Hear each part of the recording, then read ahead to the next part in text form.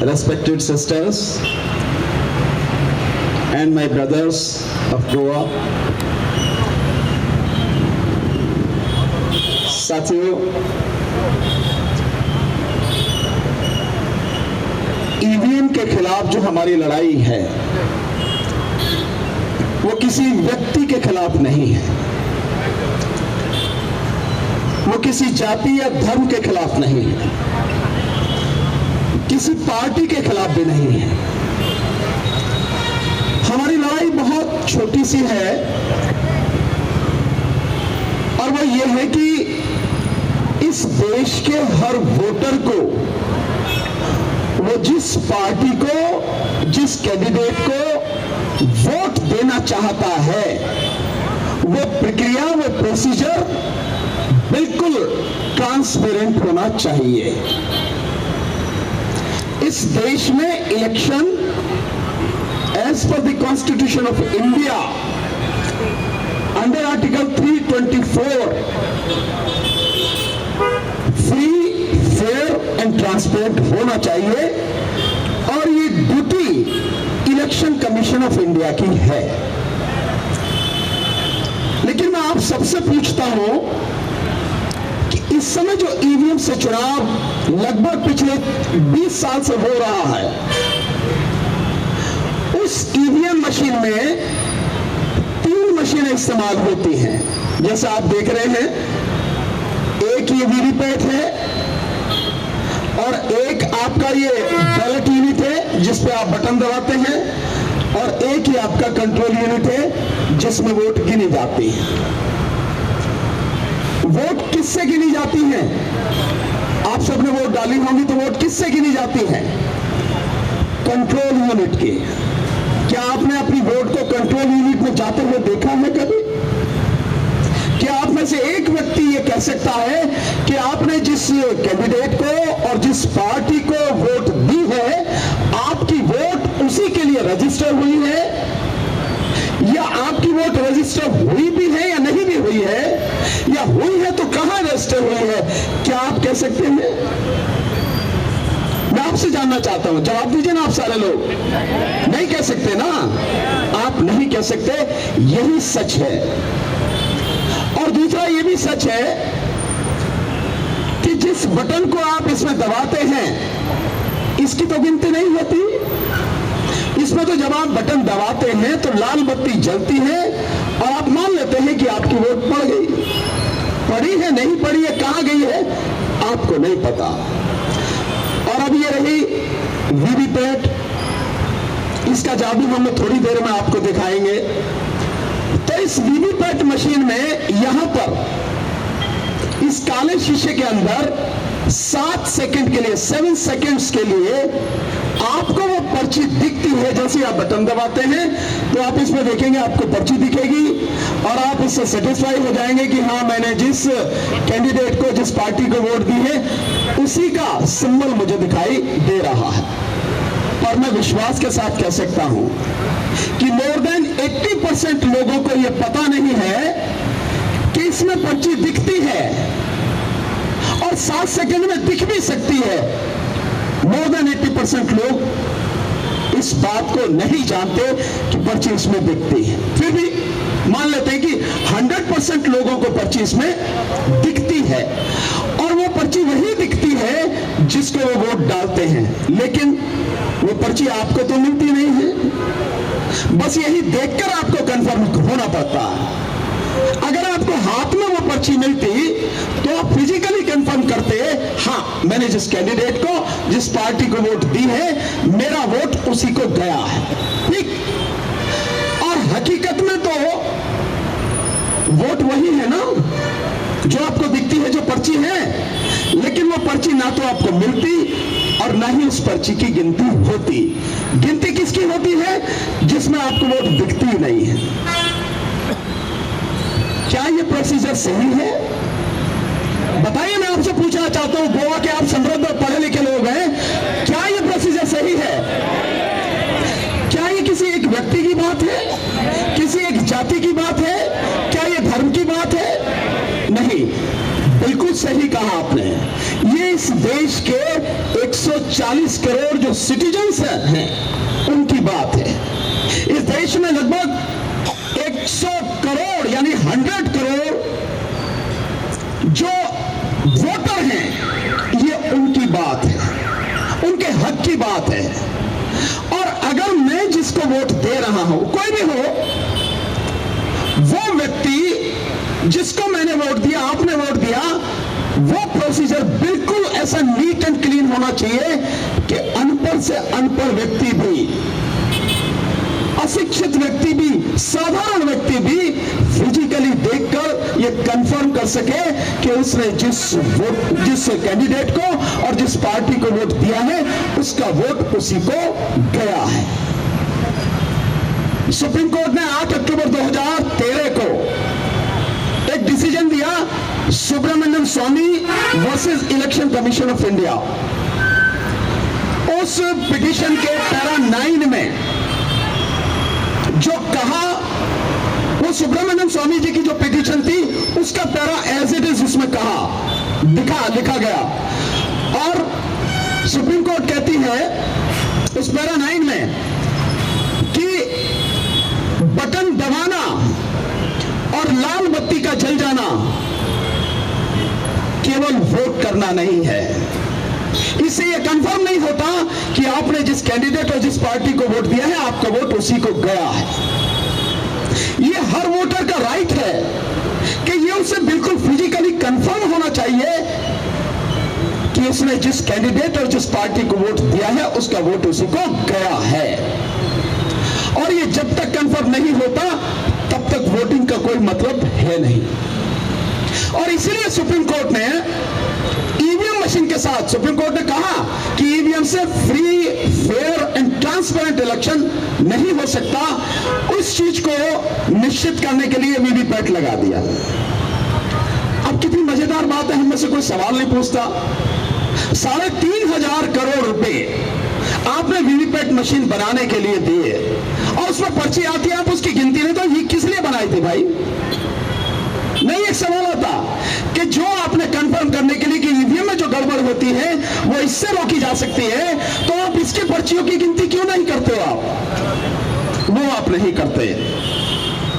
और केवल इतना ही नहीं है कि आप इनकी पर्चियों की गिनती नहीं करते, आप बताते भी नहीं हैं कि आपने इनका किया क्या, ये भी आप नहीं बताते हैं। ये जो सारा प्रोसीजर हो रहा है, मैं आपसे एक सवाल जानना चाहता हूं, क्या आप जानते हैं कि ईवीएम की टेक्नोलॉजी क्या है? इसकी तकनीक क्या है? जानते हैं आप में से कोई भी? नहीं जानते। क्या जानते हैं कि ये कैसे काम करती है? नहीं जानते आप।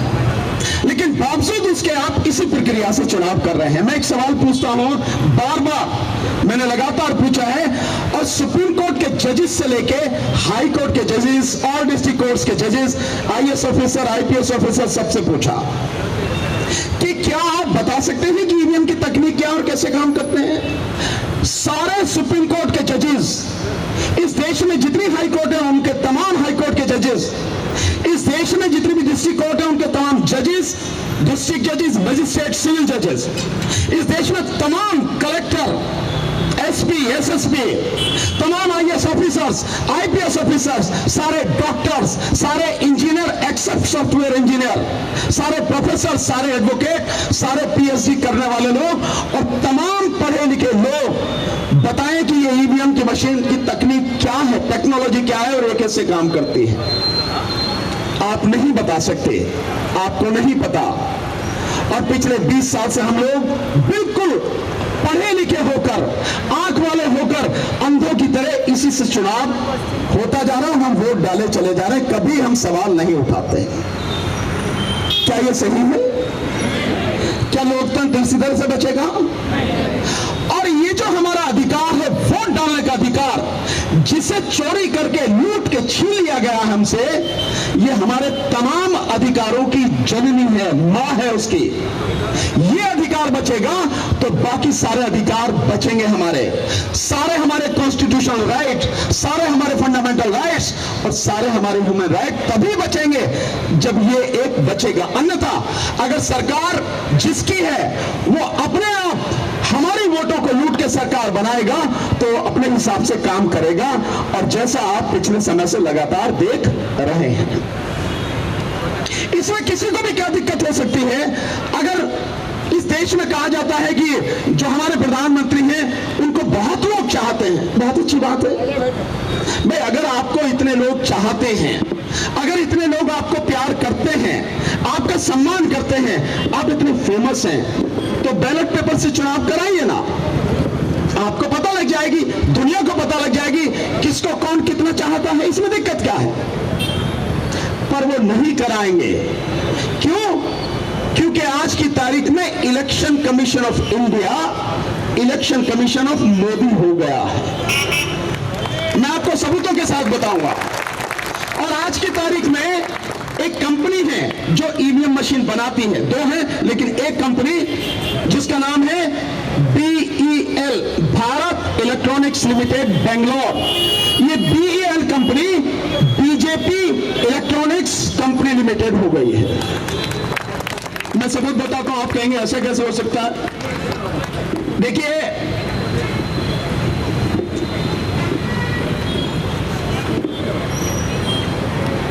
इलेक्शन कमीशन की जो जिम्मेदारी है वो भारत के संविधान के अनुच्छेद 324 के अनुसार केवल एक जिम्मेदारी है, और वो है free, fair and transparent election कराए वो।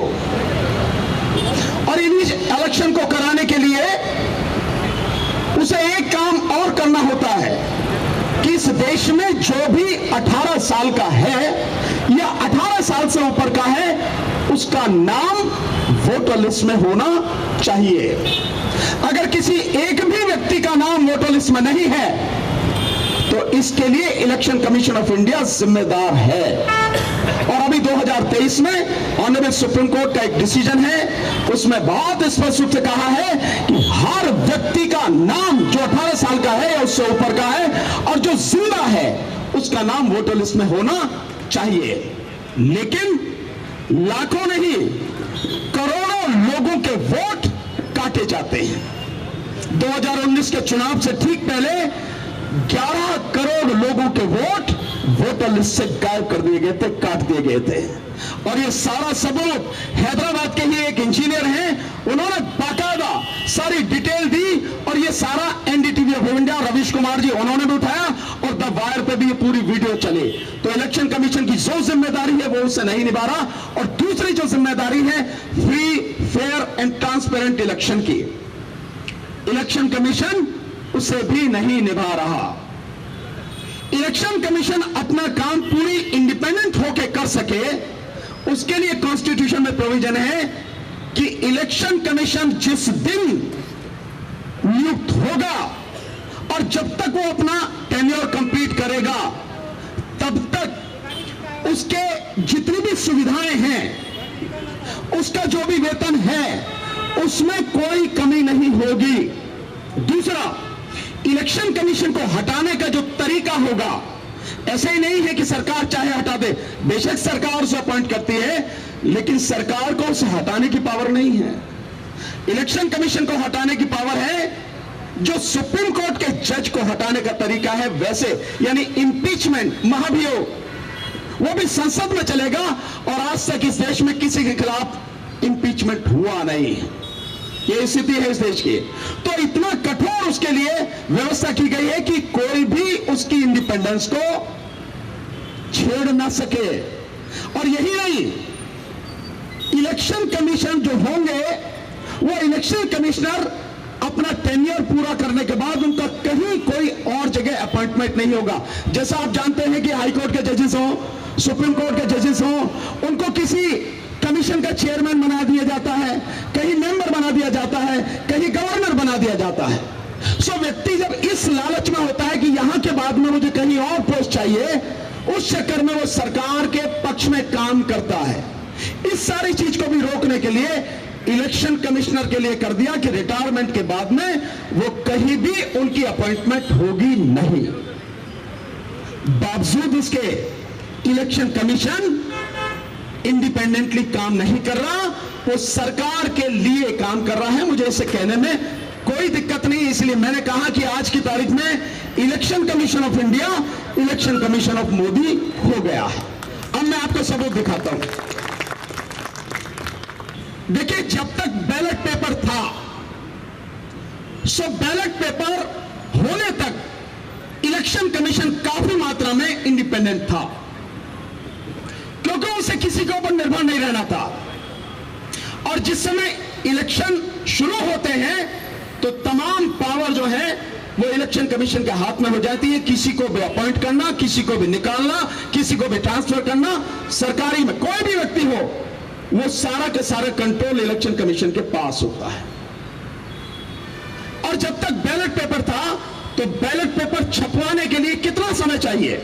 मात्र 8 दिन का। कब छपता है बैलेट पेपर? जिस समय नॉमिनेशन विड्रॉल की डेट होती है। पहले नॉमिनेशन फाइल होता है, उसके बाद में स्क्रूटनी होती है, देन विड्रॉल की डेट होती है।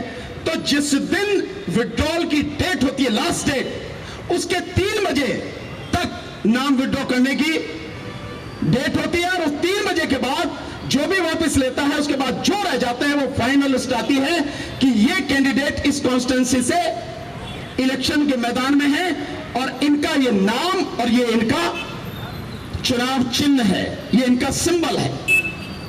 उसके बाद आता है 5 बजे आता है नॉमिनेशन विड्रॉल की डेट के समय, 5 बजे। उसके बाद छपने जाता है। तो किसी कंपनी का, किसी फैक्ट्री का, किसी का कोई इंटरफेरेंस तो नहीं है ना, केवल बैलेट पेपर छपना है। और ballot paper election commission government की ही जो प्रेसेस होते हैं वहीं पे छपवा लेते हैं, कोई दिक्कत किसी तरह की होती नहीं है। लेकिन ये जो ईवीएम मशीन है, इस मशीन को इंस्टॉल करने के लिए कम से कम 6 महीने से लेकर 1 साल का समय होता है। अब जो लोकसभा चुनाव होने वाले हैं, इसके लिए इन्होंने कवायद 1 साल पहले से ही कर दी है कि ये जो मशीनें हैं, कौन कौन सी मशीनें कहां कहां जाएंगी। ये प्रोसेस पिछले 1 साल से चल रहा है। लेकिन बैलेट पेपर के लिए इतने लंबे प्रोसेस की जरूरत नहीं है। ये केवल 8 दिन में छप जाता है और उसके बाद लोगों के सामने होता है। अब ये जो मशीनें हैं, इनसे हुआ क्या है? ये दोनों जो कंपनियां हैं, electronic corporation of India limited यानी ECIL हैदराबाद और BEL भारत इलेक्ट्रॉनिक्स लिमिटेड जो बेंगलोर में है, जिसकी एक ब्रांच इस समय पंचकुला में भी छप गई, शुरू हो गई है। सो ये दोनों कंपनियां किसकी कंपनी हैं? ये दोनों कंपनियां गवर्नमेंट ऑफ इंडिया की कंपनी है, दोनों जो मशीनें बनाती हैं। और इनमें ये जो BEL है, ये मिनिस्ट्री ऑफ डिफेंस के अंतर्गत काम करती है, जिसके राजनाथ सिंह मंत्री हैं, रक्षा मंत्री है ना राजनाथ सिंह, उनके अंडर में ही काम करती है ये BEL जो है। सो दोनों कंपनियां जो ईवीएम और वीवीपैट मशीन बनाती हैं, कौन बना रहा है उसमें? सरकार बना रही है, सरकार की कंपनियां हैं। ये इलेक्शन कमीशन के हाथ में नहीं है। और उसमें जो अपॉइंटमेंट करते हैं, जो डायरेक्टर हैं या बाकी और जो लोग हैं, उनकी अपॉइंटमेंट कौन करता है? वो करती है सरकार। एक बहुत ही अच्छी इंफॉर्मेशन अभी आप सबके सामने आई है। एक रिटायर्ड सेक्रेटरी हैं जो गवर्नमेंट ऑफ इंडिया में रहे, बड़े senior IAS officer, mister EAS Sharma, वो गवर्नमेंट ऑफ इंडिया में सेक्रेटरी रहे। उन्होंने इलेक्शन कमीशन को एक लेटर लिखा और उस लेटर में उन्होंने लिखा कि ये जो बोर्ड ऑफ डायरेक्टर्स है BEL का, इसके 7 डायरेक्टर्स में से 4 डायरेक्टर बीजेपी के पदाधिकारी हैं। आप समझ रहे हैं? यानी जो कंपनी ईवीएम और वीवीपैट मशीन बना रही है, उस कंपनी को कौन चला रहा है? बीजेपी के पदाधिकारी। तो क्या आप मानते हैं कि free, fair and transparent election हो सकता है? इलेक्शन कमीशन से उन्होंने कहा कि इलेक्शन कमीशन इस पर कड़ी कार्रवाई करे और बीजेपी के लोगों को निकालकर बाहर करे। ये वो लेटर है उनका। ये लेटर मिस्टर EAS शर्मा उनका है। और इस लेटर में क्या लिखा है, मैं आपको वो जो लाइन है, बहुत इंपॉर्टेंट लाइन है, सिर्फ वही पढ़ के सुनाता हूं। आप इसी से पता लगा लेंगे कि स्थिति कहां तक पहुंच गई और कितनी गंभीर है। ये इसमें उन्होंने लिखा है, BJP as a political party has an important role in running the affairs of BEL, which leads one to the invariable inference that the BJP continues to supervise the functioning of the BEL, a CPSE, which is closely engaged in the manufacture and supply of the electronic voting machine EVMs, including, इस बात को आप सुनना ध्यान से, including the development of secret encrypted source code which is enabled in the chips that form the core of the EVM. मतलब जो software है, जो चिप है, उसको असेंबल करने, उसको डेवलपमेंट करने का काम बीजेपी के डायरेक्टर्स, 4 इंडिपेंडेंट डायरेक्टर 7 में से ये वो कंपनी कर रही है। क्या है इसका में सीधा मतलब? इसका सीधा मतलब है कि ये मशीनें जिनसे चुनाव कराए जा रहे हैं, ये इलेक्शन कमीशन ऑफ इंडिया नहीं, बीजेपी बना रही है। बहुत सिंपल सा इसका मतलब यही है।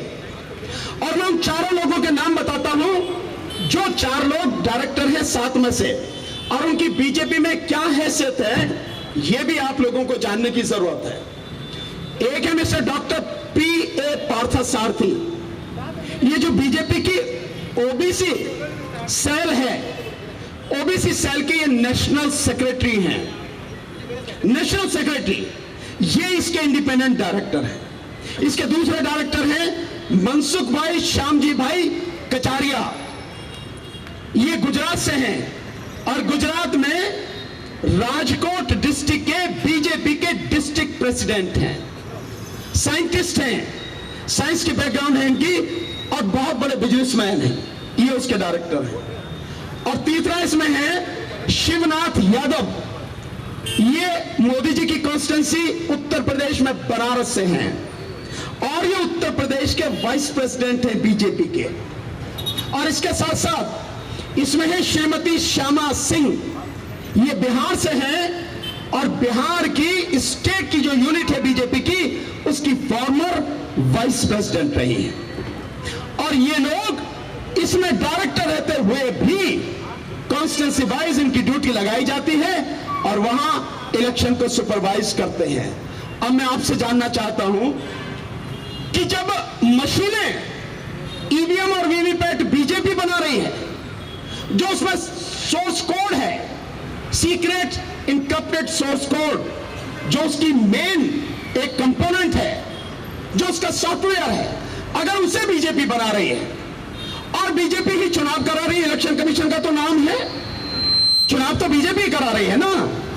सो जब बीजेपी मशीन बना रही है, बीजेपी चुनाव करा रही है, तो जीत के दूसरा कौन कैसे आएगा भाई? बताओ ना, कौन आएगा दूसरे जीता? कोई दूसरा नहीं जीत के आ सकता। क्या इलेक्शन कमीशन की यह जिम्मेदारी नहीं है कि जो कॉन्स्टिट्यूशन है उसे रेस्पॉन्सिबिलिटी दी है, उसके तहत वो free, fair and transparent election कराए? आज ही गवर्नमेंट इलेक्शन कमीशन को अपॉइंट नहीं कर रही। हालांकि सुप्रीम कोर्ट ने जो जजमेंट दिया था उसमें उन्होंने कहा था कि इलेक्शन कमिश्नर जो अपॉइंट होते हैं उस 3 सदस्यीय कमेटी में चीफ जस्टिस ऑफ इंडिया को भी होना चाहिए।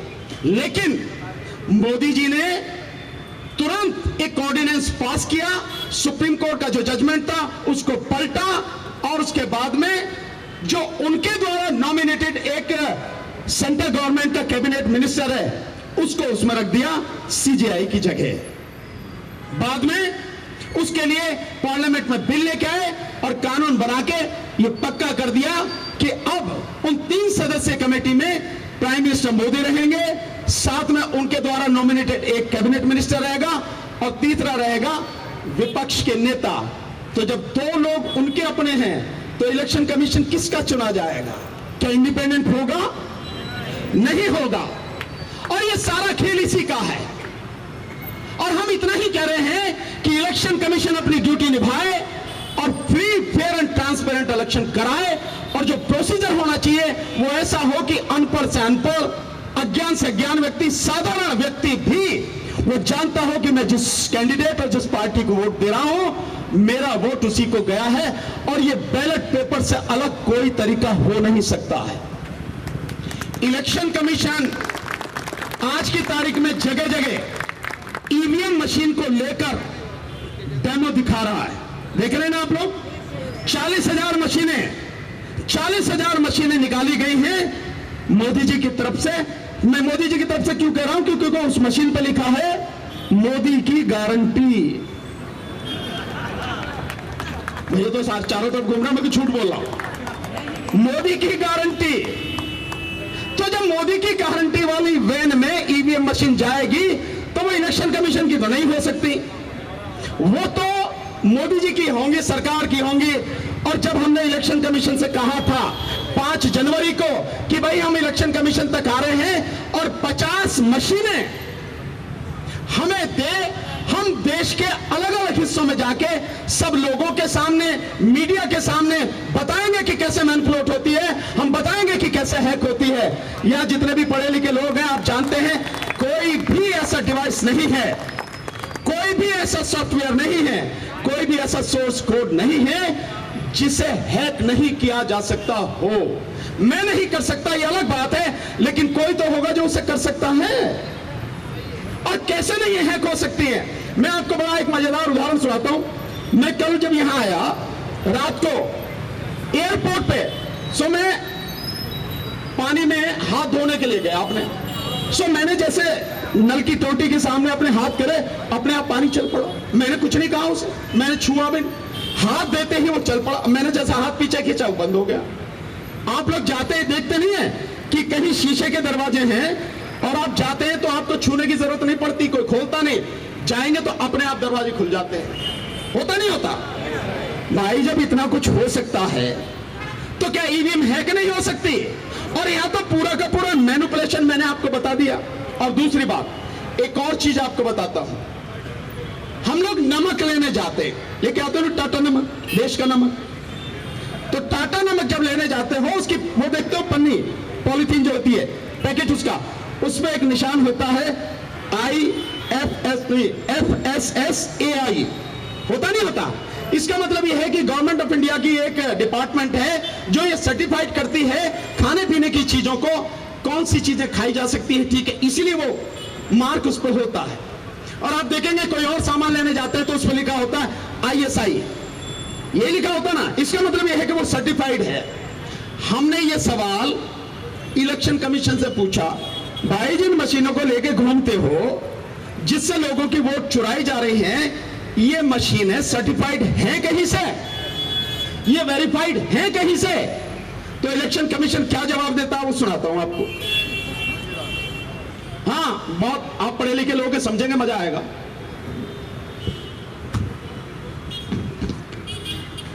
ये हमने RTI लगाई, इलेक्शन कमीशन ऑफ इंडिया में हमने ये RTI लगाई। इसके माध्यम से हमने 18 क्वेश्चन उनसे पूछे। मैं भी बाकी 17 क्वेश्चन छोड़ देता हूं, मैं आपको 18वां क्वेश्चन जो है उसे पढ़ के बताता हूं, वो मजेदार।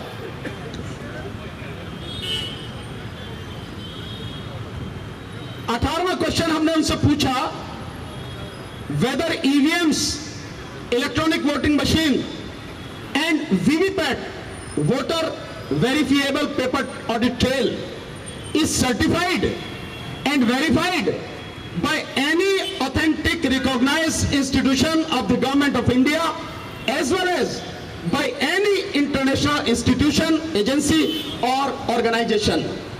If so, kindly provide me detail. क्या इलेक्शन कमीशन जवाब देता है?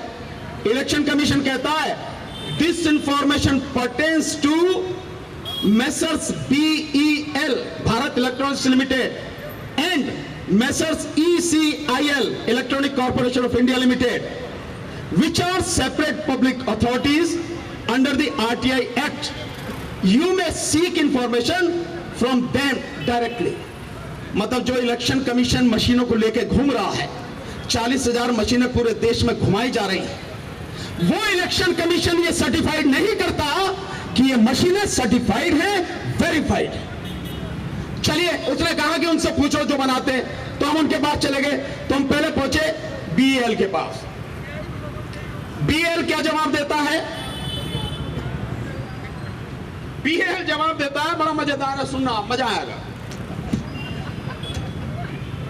यही सवाल बिल्कुल सेम शब्द जो मैंने आपको पढ़ के सुनाए, वो बीएल को पूछे। बीएल कहता है EVMs and VVPAT are manufactured as per the approved specification of technical expert committee TET and inspected by the inspection agency identified by Election Commission of India। ये भी गोल कर गया है नहीं है? ये कह रहा मुझे नहीं पता भाई, मेरे से कहीं को पूछना सर्टिफाइड है नहीं है। ये कह रहा मुझे तो वो कहता भाई ये मशीन बना दी हो, उसकी कमेटी कहती है मैं बना के दे देता हूं, मुझे नहीं पता क्या है इसकी कहानी। अच्छा चलो, हमने कहा भाई तुझे नहीं पता, किसी और से पूछ लेंगे। तो हम उसके पास गए। वो जो ECIL है, electronic corporation of India limited, हमने कहा भाई तुझे तो पता होगी, तू बता। वो क्या कहता है, उसका जवाब और भी मजेदार। ECIL कहता है इस सवाल के जवाब में, third party inspection is done by STQC, government of India. बस, अब आप देख रहे हैं मैं कैसा मजाक किया जा रहा है। ये देश की 100 करोड़ जनता जो वोटर है और इस देश के 140 करोड़ जो नागरिक हैं, उनके साथ मजाक किया जा रहा है। और ये देशद्रोह से कम नहीं है, ये देशद्रोह है। और अगर ये सरकार बदली तो मैं दावे के साथ कह रहा हूं, इलेक्शन कमीशन ऑफ इंडिया जो ये सब करते रहे हैं, एक को बख्शा नहीं जाएगा, FIR कराई जाएगी और कानून के तहत काम उनके खिलाफ किया जाएगा। आपने समझ क्या रखा है लोगों को? आप जो कहेंगे कर देंगे, हम लोग मानते रहेंगे। और इलेक्शन कमीशन ऑफ इंडिया उसकी बेशर्मी देखिए कि जितनी भी EVM पर ये जितनी भी वीडियो जा रही है, सपोज आज मेरी वीडियो आप डालेंगे, उसके साथ उनका एक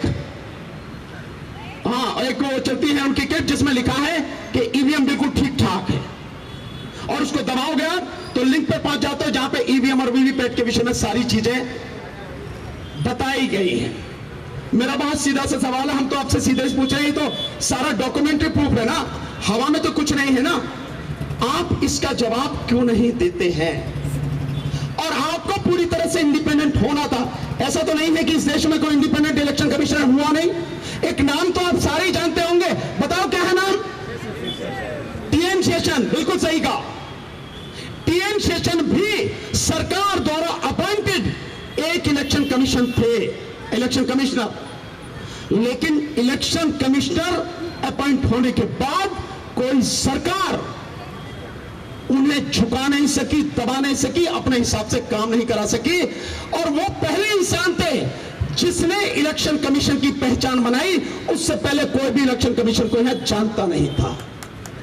जब एक व्यक्ति हमारे ही देश में, मुझे खुद मालूम है, चुनाव के दौरान मैंने खुद देखा कि उन्होंने इस तरह से किया, जितने भी सेंसिटिव बूथ थे, पोलिंग स्टेशन थे, उन पोलिंग स्टेशन पर पैरामिलिट्री फोर्सेस का पहरा था हर बूथ पर, और पोलिंग स्टेशन के ऊपर MMG मीडियम मशीन गन लेके पैरामिलिट्री फोर्सेस लगाई थी, और साथ में जो लोकल पुलिस थी उसको पोलिंग स्टेशन से बाहर किया गया था, ताकि किसी भी तरह का दबाव या मैनिपुलेशन नहीं की जा सके। तो जो वो कर सके आप नहीं कर सके, आप नहीं कर सकते हो। पावर तो तब भी उतनी ही थी, आज भी उतनी है। लेकिन जब कोई व्यक्ति मानसिक रूप से किसी पार्टी का, किसी व्यक्ति का गुलाम हो जाए, तब क्या करोगे आप? आज की तारीख में इलेक्शन कमीशन उसी गुलाम की तरह काम कर रहा है जो देश के प्रधानमंत्री की गुलामी कर रहा है, जबकि देश के प्रधानमंत्री से, सरकार से उसका कोई लेना देना नहीं। उसका काम है देश के संविधान के अनुसार देश की जनता के सामने free, fair and transparent election कराए, और उसके लिए उसके पास सारी पावर है। ये काम नहीं कर रहा। लेकिन एक काम और वो कर रहा है कि जो भी कोई EVM के विषय में बोलता है उसको कहता है मैं नोटिस दूंगा। तो हम कह रहे हैं ना, देना नोटिस, कितने नोटिस देगा? भेज, अभी तक तो भेजा नहीं है कि ये लोगों को डरा सकते हैं, हम कानून को जानते हैं, रोज उसी से खिलवाड़ होती है, हम जानते हैं क्या कह रहे हैं। और 5 तारीख को, इसी 5 तारीख को हम एक बहुत बड़ा खुलासा करने जा रहे हैं और उसके बाद इलेक्शन कमीशन ऑफ इंडिया के खिलाफ FIR कराएंगे under section 420, under section 467, under section 468, 471 और 120B। और केवल इतना ही नहीं, इस देश में जितने भी जिले हैं, जितने भी डिस्ट्रिक्ट कलेक्टर हैं, सबके खिलाफ इन्हीं धाराओं में FIR कराएंगे।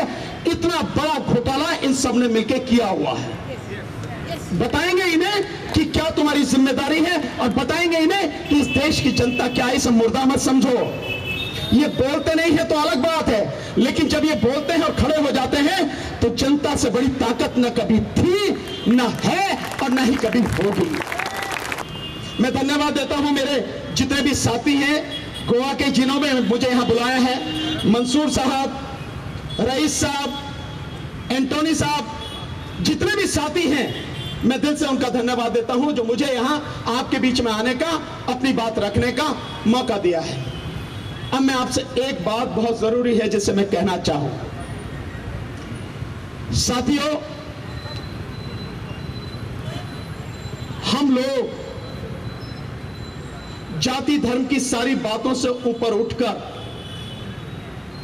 अपने अधिकारों को बचाने के लिए, किसी एक का नहीं है, यह अधिकार सभी का है।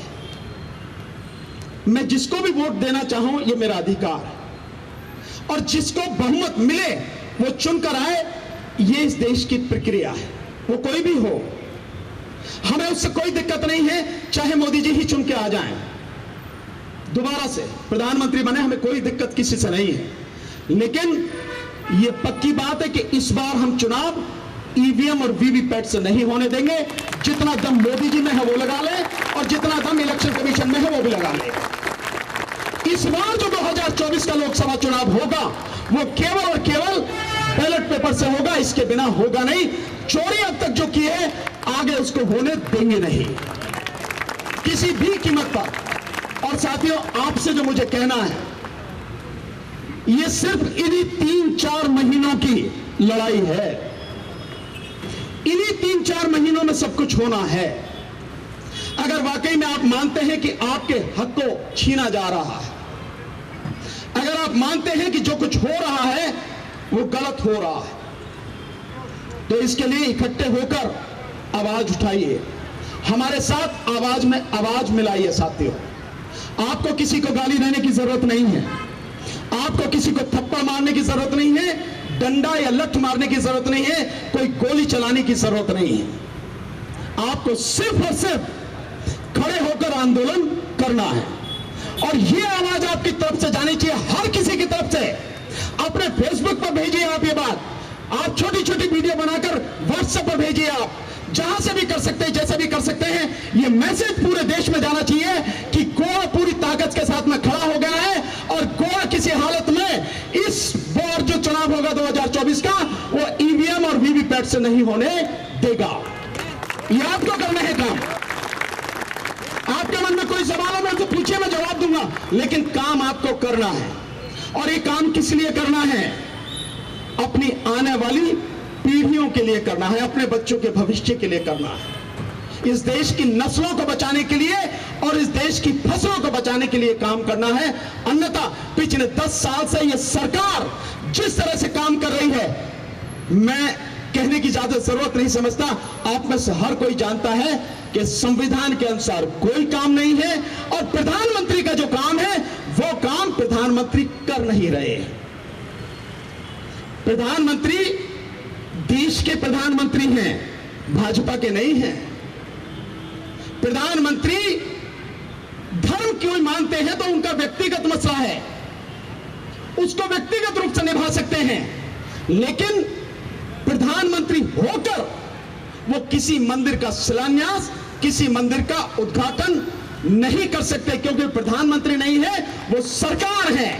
और देश में संविधान के अनुसार सरकार धर्मनिरपेक्ष सरकार का कोई धर्म नहीं है। व्यक्ति का धर्म है, वो मनाए उसको, सरकार का धर्म नहीं है। सरकार का काम है, प्रधानमंत्री का काम है इस देश में एजुकेशन सिस्टम को सही करे और इस देश में जो भी बच्चा जन्मा है उस बच्चे को बेस्ट एजुकेशन मिले। यह काम सरकार का है, प्रधानमंत्री का यह काम है जिसे वो नहीं कर रहे। प्रधानमंत्री का काम है कि किसी भी सूरत में गरीब से गरीब का बच्चा, ऐसा बच्चा या ऐसा व्यक्ति जो दूर दराज के इलाके में है, उसको भी दिल्ली जैसे कैपिटल में जो बेस्ट एजुकेशन मिलती है उसको मिले। यह सुनिश्चित करना प्रधानमंत्री की जिम्मेदारी है। प्रधानमंत्री की जिम्मेदारी है कि जो महंगाई अंधाधुंध बढ़ रही है उसको कंट्रोल में लाए। यह प्रधानमंत्री की जिम्मेदारी है। एक सवाल आपके मन में नहीं आता, भारत के वर्तमान प्रधानमंत्री ने पिछले 9 साल में 150 लाख करोड़ रुपए का कर्जा लिया है। किस बात के लिए लिया है कर्जा? बताना आपने इस कर्जे से कितनी एजुकेशन लोगों को दी, कितने हॉस्पिटल्स बनाए आपने, कितने लोगों को रोजगार दिया, कितनी महंगाई कंट्रोल में करी, कौन से नए इंस्टीट्यूशन आपने बनाए? बताओ आप। ये पूछना हर किसी की जिम्मेदारी है। आप सबको ये सवाल पूछना चाहिए क्योंकि जो वो कर्जा है वो कर्जा आप ही से टैक्स के रूप में वसूल करके वापस होगा। ऐसा नहीं है कि प्रधानमंत्री के घर में कोई खान लगी हुई है उसमें से निकाल के दे देंगे ये कर्जा ले जा, ऐसा तो नहीं है ना। ये जिम्मेदारी आप सबकी है कि पूछो उनसे सवाल। और प्रधानमंत्री की जिम्मेदारी है कि इस देश के लोगों को रोजगार मिले, सर्विसेज मिले, नौकरियां मिले। प्रधानमंत्री की जिम्मेदारी है कि इस देश के लोगों को मेडिकल फैसिलिटी मिले। यह प्रधानमंत्री की जिम्मेदारी है। यह प्रधानमंत्री की जिम्मेदारी है जो वचन वो सरकार में आने से पहले लोगों को देते हैं। कहते हैं कि 2 करोड़ रोजगार प्रति वर्ष देंगे, तो 20 करोड़ लोगों को रोजगार मिल जाने चाहिए थे ना। लेकिन डाटा क्या बताता है? डाटा तो यह बताता है कि इस देश में जितने लोग काम करने के लायक हैं उनमें से 50% के पास कोई काम नहीं है। यह डाटा है, इसको कम नहीं करेंगे आप, यह जिम्मेदारी है। और एक बड़ी मजेदार बात कहते हैं, आप सब लोग इसको कैलकुलेट करना, बहुत मजेदार बात मोदी की गारंटी में चल रही है। मोदी की गारंटी, वो कहते हैं 13 करोड़ 50 लाख लोगों को गरीबी की रेखा से ऊपर उठा दिया है। आप सुनना आंकड़ा, 13 करोड़ 50 लाख। जिस समय 2014 में माननीय प्रधानमंत्री आए, देश में 23 करोड़ लोग गरीबी की रेखा के नीचे जीवन जीते थे। 23 करोड़ लोग, ये सरकारी आंकड़ा है। और वो कहते हैं कि 13 करोड़ 50 लाख गरीबी की रेखा से ऊपर उठा दिए। तो अब तो देश में मात्र 9.5 करोड़ लोग जो हैं वही गरीब होने चाहिए। तो एक सवाल मेरे मन में आता है, तो प्रधानमंत्री जी 81 करोड़ लोगों को 5 किलो अनाज काहे को दे रहे? मैं मोटी सी बुद्धि है, मैं उससे काम कर रहा हूं कि काहे को दे रहे। इसका मतलब यह है कि जो आप बोल रहे हो झूठ बोल रहे हो, क्योंकि आप ही की सरकार का कुछ समय पहले का आंकड़ा है कि भारत में कोरोना के बाद, नोटबंदी के बाद गरीबों की संख्या बहुत बढ़ गई और आज की तारीख में इस देश में गरीबी की रेखा से नीचे जीवन जीने वाले लोगों की संख्या 41 करोड़ है, 41 करोड़। और मैं कहता हूं कि इस देश में गरीबों की संख्या या गरीबी की रेखा से नीचे जीवन जीने वालों की संख्या 100 करोड़ से ज्यादा है। 100 करोड़ से ज्यादा। मैं इसका आंकड़ा आपको बताता हूं, और वो आंकड़ा यह है, सरकार गरीबी की रेखा जो निश्चित करती है, 28 रुपए जो कमाता या खर्च करता है गांव में, 28 रुपए, 28 रुपीज, वहां तक गरीबी की रेखा है। अगर वो 29 रुपए कमा लेगा तो गरीब नहीं है, वो गरीब नहीं है, 29 रुपए कमाते ही। और शहरों में अगर वो 33 रुपए कमाता और खर्च करता है, 33, उससे ऊपर अगर 1 रुपया भी कमा लेगा तो वो गरीब नहीं है। अब 28 रुपए में क्या आता है, 33 रुपए में क्या आता है, हम सब लोग इस बात को बहुत अच्छी तरह से कैलकुलेट कर सकते हैं। अब इसी के साथ में एक आंकड़ा आता है वर्ल्ड बैंक का। वर्ल्ड बैंक कहता है कि गरीबी की रेखा निश्चित करना जो है, उसके लिए जो एक व्यक्ति एक दिन में $2.7 जो कमाता है, खर्च करता है, वो गरीबी की रेखा में आता है। $2.7 को जरा गुणा करना, रुपए की कीमत 83, मतलब 216 रुपए के लगभग। यानी 216 रुपए अगर एक व्यक्ति एक दिन में कमाता और खर्च करता है, वहां तक गरीबी की रेखा है। अब आप इसे कैलकुलेट कर लीजिए कि देश में इसके हिसाब से जो बनता है, वर्ल्ड बैंक कहता है कि 13,500 एक परिवार की अगर इनकम है, सो वो गरीबी की रेखा है, वहां तक 13,500 रुपए। आप इसको कैलकुलेट कर लीजिए कि इस देश में 90 करोड़ लोगों की इनकम 5,000 रुपए पर मंथ से ज्यादा नहीं है। तो गरीब कितने हुए, आप इसी से कैलकुलेट कर लीजिए। सो ये काम प्रधानमंत्री का नहीं है, ये काम सरकार का नहीं है। झूठे आंकड़े देना, गलत चीज बताना, ये काम नहीं। उनका काम है देश में अकॉर्डिंग टू कॉन्स्टिट्यूशन आप सारे काम करें, यही आपकी जिम्मेदारी है, लेकिन वो काम नहीं कर रहे। और हम बार बार ये बात कहते हैं, भाई आपका सीना 56 इंच का, आप ही ने तो कहा, तो 56 इंच के सीने वाले हमारे बड़े यशस्वी प्रधानमंत्री एक बार इस देश में चुनाव, सिर्फ एक बार, ये 2024 का चुनाव बैलेट पेपर से कराओ। तुम कहते ना 400 पार, अगर तुम 40 भी पार कर जाओ, हम हमेशा के लिए राजनीति और समाज का काम करना छोड़ देंगे। यही है साथियों। और इस बार जो सारी चीजें हो रही हैं, मैं आपसे सिर्फ इतना ही कहूंगा, उठकर इस बार आपका अधिकार कोई छीन ना ले, इसके लिए संघर्ष करना, मिलकर संघर्ष करना। वोट सबकी है, किसी एक की नहीं है, और इसके अलावा आपका कोई काम नहीं है। अगर लड़ लिए, इन 3 और 4 महीनों में लड़ लिए, तो देश को बचा पाएंगे, अन्यथा बचेगा नहीं।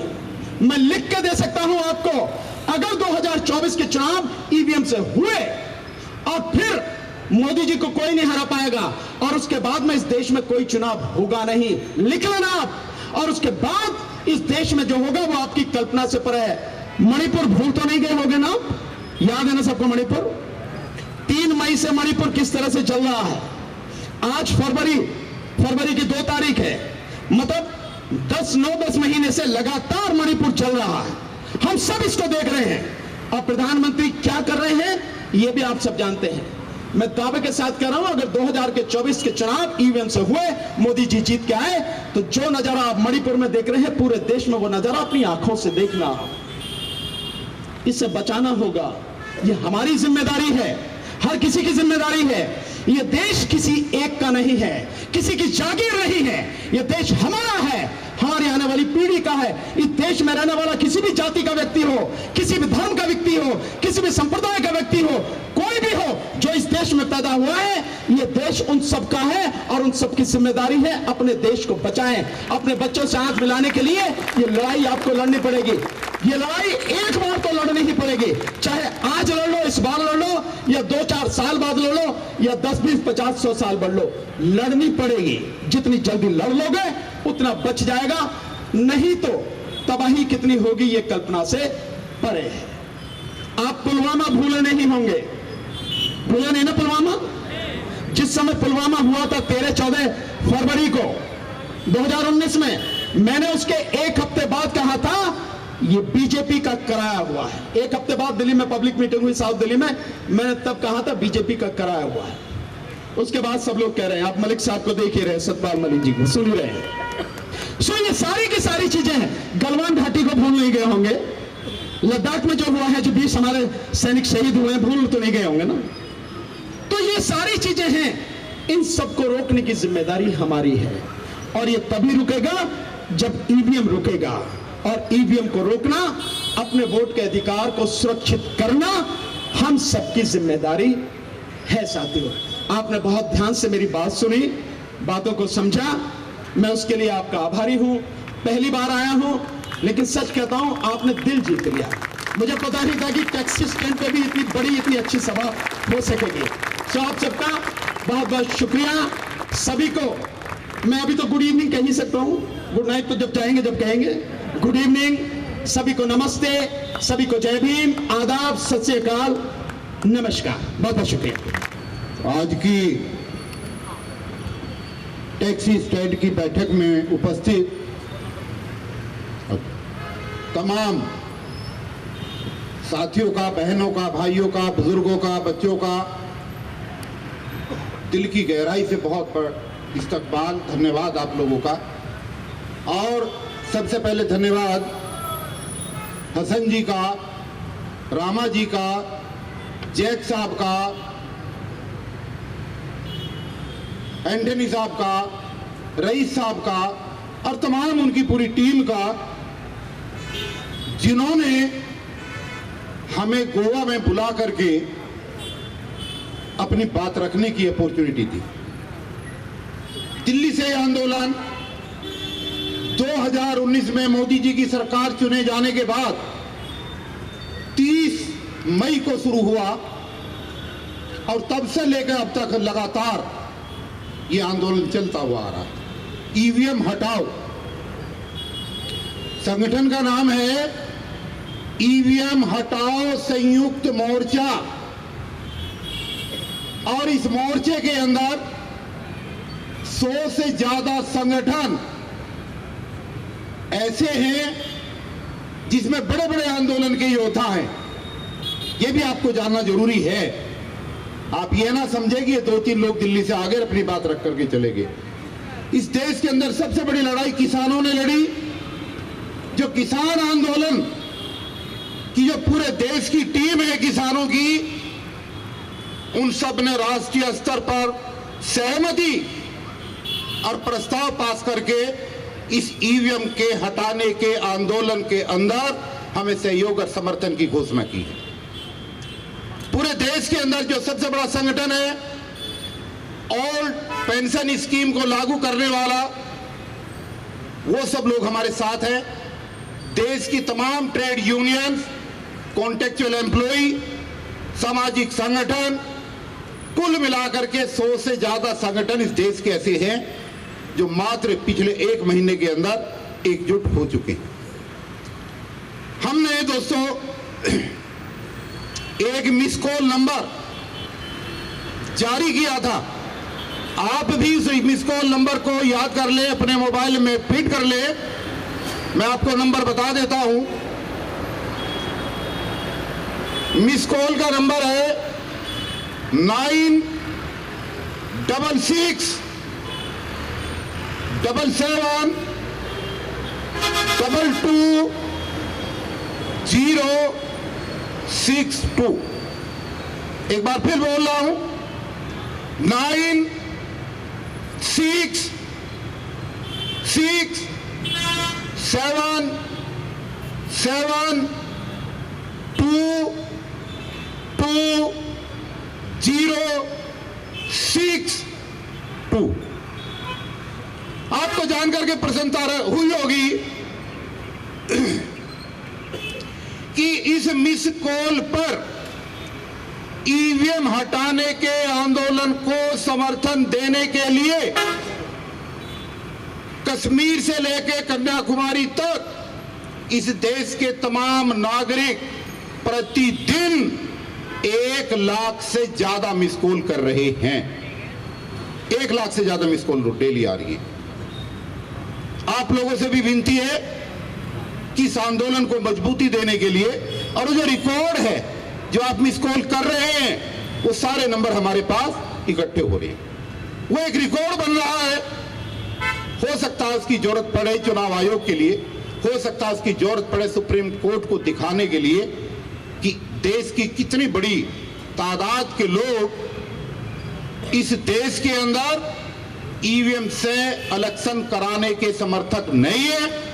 इस देश की जनता बैलेट पेपर से चुनाव कराने के लिए देश की सड़कों पर उतरने वाली है।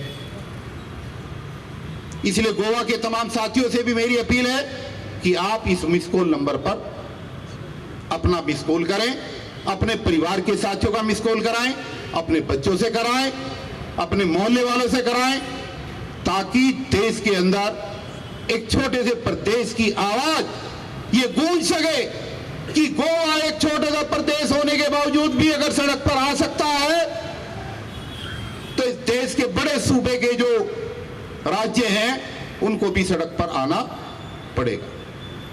इसकी शुरुआत कहां से हुई, ये आंदोलन क्यों हुआ? बहुत सारे लोग ये कहते हैं, मिलेंगे आपको कहते हुए लोग, क्योंकि ये लोग बहुत चालाक हैं, जिनकी बात अभी भानु प्रताप सिंह जी ने करी। ये वो लोग हैं जिन्होंने एक ही दिन के अंदर गणेश जी को चम्मच से दूध पिला दिया था। आप याद करो, इनका नेटवर्क उस तरीके का है अफवाह फैलाने का। इनमें से बहुत सारे लोग आपको ये कहते मिलेंगे कि भारतीय जनता पार्टी चूंकि जीत रही है और कांग्रेस हार रही है, इसलिए लोगों को जलन हो रही है, इसलिए ये सड़क पर आंदोलन कर रहे हैं। हमारे संयुक्त मोर्चे का ये मानना है कि चुनाव के अंदर कोई भी राजनीतिक दल जीते या कोई भी राजनीतिक दल हारे, ये हमारे एजेंडे का पार्ट नहीं है। हमारे एजेंडे का पार्ट ये है कि एक वोटर को दिया गया वोट उसके मन चाहे प्रत्याशी की झोली में जा भी रहा है या नहीं जा रहा। हम पारदर्शी चुनाव की बात कर रहे हैं, हार जीत की बात हम नहीं कर रहे। आपको जानकर के 2-3 घटनाओं के माध्यम से आपको समझाता हूं। मैं स्वयं और मेरे जैसे देश के अंदर सैकड़ों लोग ऐसे हैं जिन्होंने चुनाव लड़ा। आप सोचिए, जब चुनाव लड़ता है प्रत्याशी तो अपने घर के तमाम सारे संसाधन दांव पर लगा करके चुनाव लड़ता है, क्योंकि पैसा लगता है चुनाव में। वो वोट देने जाता, सबसे पहले वोट वो अपने ही देता है, क्योंकि दिन में उसको घूमना पड़ता है। प्रत्याशी ने चुनाव लड़ा और प्रत्याशी ने अपना वोट डाला, अपनी घरवाली का डाला, अपने बच्चों का डाला, मां का डाला, बाप का डाला, भाई का डाला, बहन का डाला, अपने पड़ोसियों का डलवाया, अपने रिश्तेदारों का डलवाया। और जिस दिन काउंटिंग हुई, उस दिन काउंटिंग में उस प्रत्याशी को जो लाखों रुपए लगा के चुनाव लड़ता है, उस प्रत्याशी को मात्र 0 वोट मिला। अब आप सोचिए, आप बुद्धिजीवी हैं, मान लिया मैं अपनी ही बात कर रहा हूं, भाई हो सकता है मेरी घरवाली मेरे से नाराज हो, मुझे वोट ना दिया हो सकता है मदर भी नाराज हो, बहन भी नाराज हो सकती है, बच्चे भी नाराज हो सकते हैं, पूरी गली की गली भी नाराज हो सकती है। लेकिन मैं यह जानना चाहता हूं चुनाव आयोग से कि जो बटन मैंने खुद को वोट देने के लिए दिया, मेरा खुद का वोट कहां चला गया, वो सीन में ये बताया जाए मेरे को। ये सवाल है अपने आप में या नहीं है, आप बताएं मेरे को। देखिए, हम ये कहते हैं कि हम विश्व के अंदर, वर्ल्ड के अंदर सबसे बड़े डेमोक्रेटिक सेटअप का देश है। सबसे बड़ा लोकतंत्र हमारा है। क्यों है? इसलिए है कि जब 2 प्रतिद्वंदी चुनाव के अंदर उतरते हैं तो जिस प्रत्याशी को ज्यादा वोट मिलता है वो प्रत्याशी पार्लियामेंट के अंदर जाता है। बहुत सारे केस ऐसे होते हैं जिसमें सेकंड विनर प्रत्याशी सिर्फ 1 वोट से चुनाव हारे हैं। ऐसा है या नहीं है? जो 1 वोट से चुनाव हार जाता है वो तो ना विधानसभा में जाएगा ना पार्लियामेंट में जाएगा। भाई जाएगा तो वही जो जीता है। इसका मतलब ये हुआ कि हमारे देश में हर एक वोट की कीमत है, और जो जीतेगा वही सिकंदर, वही पार्लियामेंट में जाएगा, वही विधानसभा में जाएगा। लेकिन यह क्या हो रहा है? यहां यह हो रहा है कि 2014 और 2019 के चुनाव में उस समय तत्कालीन जो चुनाव के मुख्य कमिश्नर थे, मोदी जी ने उनको पटाया है। एक मिस्टर कुरैशी है और एक यादव जी है, रावत,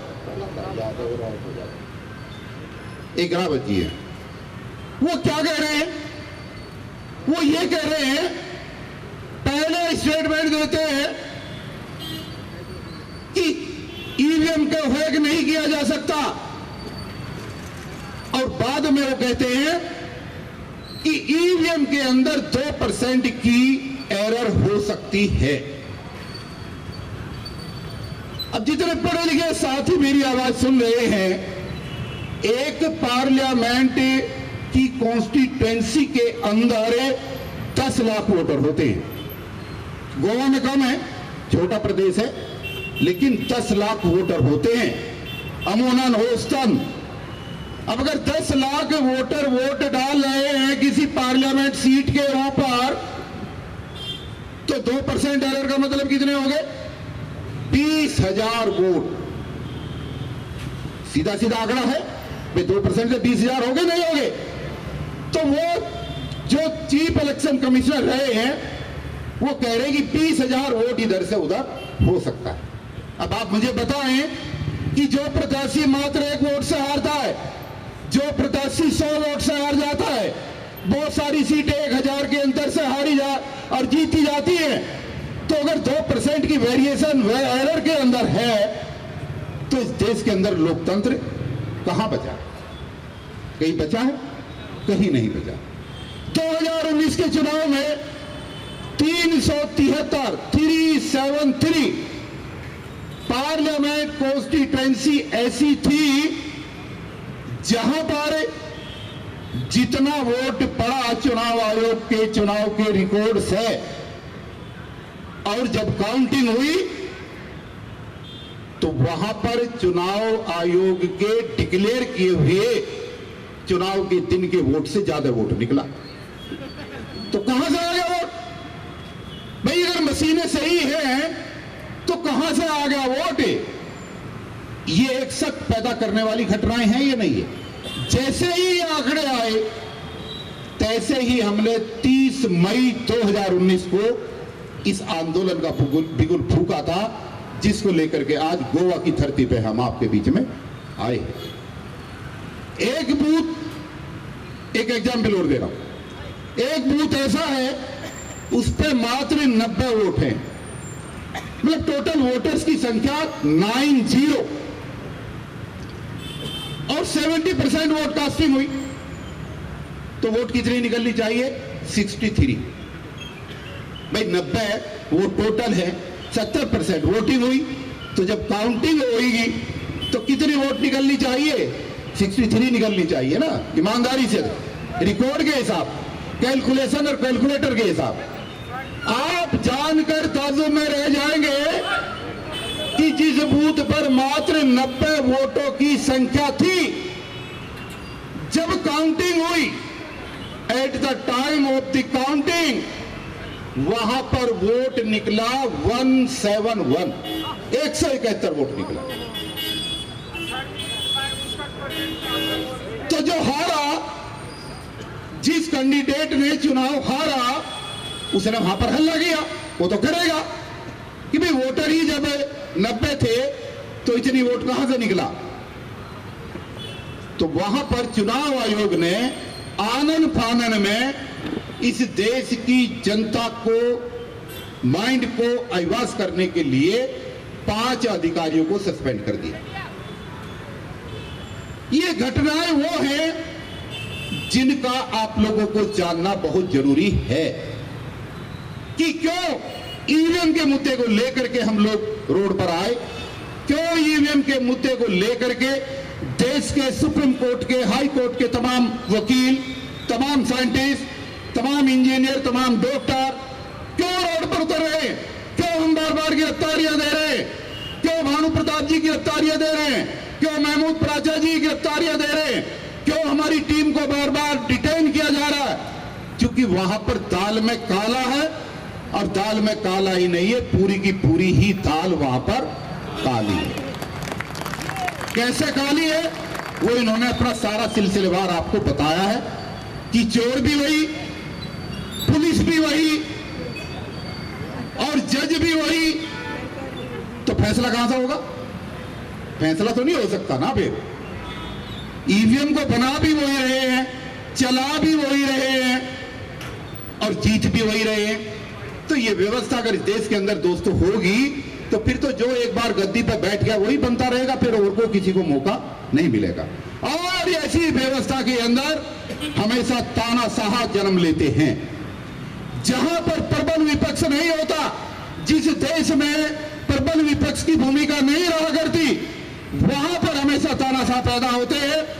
और तानाशाही के एक नहीं तमाम सबूत आपके बीच में हैं, बहुत सारे सबूत हैं आपके बीच में। आपको अगर याद होगा, इन बहनों को ज्यादा याद होगा, 9 सितंबर 2016 का दिन पूरे देश को याद है। कोई बताएगा क्या हुआ था? भूल गए। 9 सितंबर को रात को एक दाढ़ी वाले भाई साहब नरेंद्र दास मोदी टीवी पर अवतरित होते हैं रात को 8 बजे। इनको याद आ गए, कह रहे 8 बजे आए थे। चलो 8 और 9 तो आए, 8 9। देखिए, मैं सिर्फ घटना की बात करा रहा हूं। और उन्होंने आकर के बिना मंत्रिमंडल की सलाह, बिना पार्लियामेंट में बिल पास हुए, बिना विपक्ष से बात किए रात को घोषणा करी कि आज रात के 12 बजे से 500 और 1000 के वोट बंद हो जाएंगे। हुआ था? ऐसा नहीं हुआ था। सब लोगों ने विरोध किया, लेकिन उन्होंने अपनी तानाशाही नहीं छोड़ी और नोट बंद हुए। देश की कितनी बदहाल स्थिति हुई, कितनी बहन बेटियों की शादियां प्रभावित हुई, कितने बुजुर्ग लोगों के होने वाले ऑपरेशन प्रभावित हुए, लेकिन जो उसने तानाशाही में किया और कहा वही हुआ। जब इस देश के अंदर लॉकडाउन हुआ, बिना तैयारी के पूरे देश को लॉकडाउन में ढकेल दिया। करोड़ों करोड़ों मजदूर शहरों से अपने गांव तक पैदल जाने के लिए मजबूर हुए। वो बदहाल स्थितियां आपने वीडियो के माध्यम से सबने देखी। इसके अलावा कश्मीर में धारा 370 लगाने के लिए पूरे कश्मीर को बंदूक की नोक पर बंदी बना दिया गया और वहां पर किसी को हिलने नहीं दिया गया। इंटरनेट सब बंद कर दिए गए।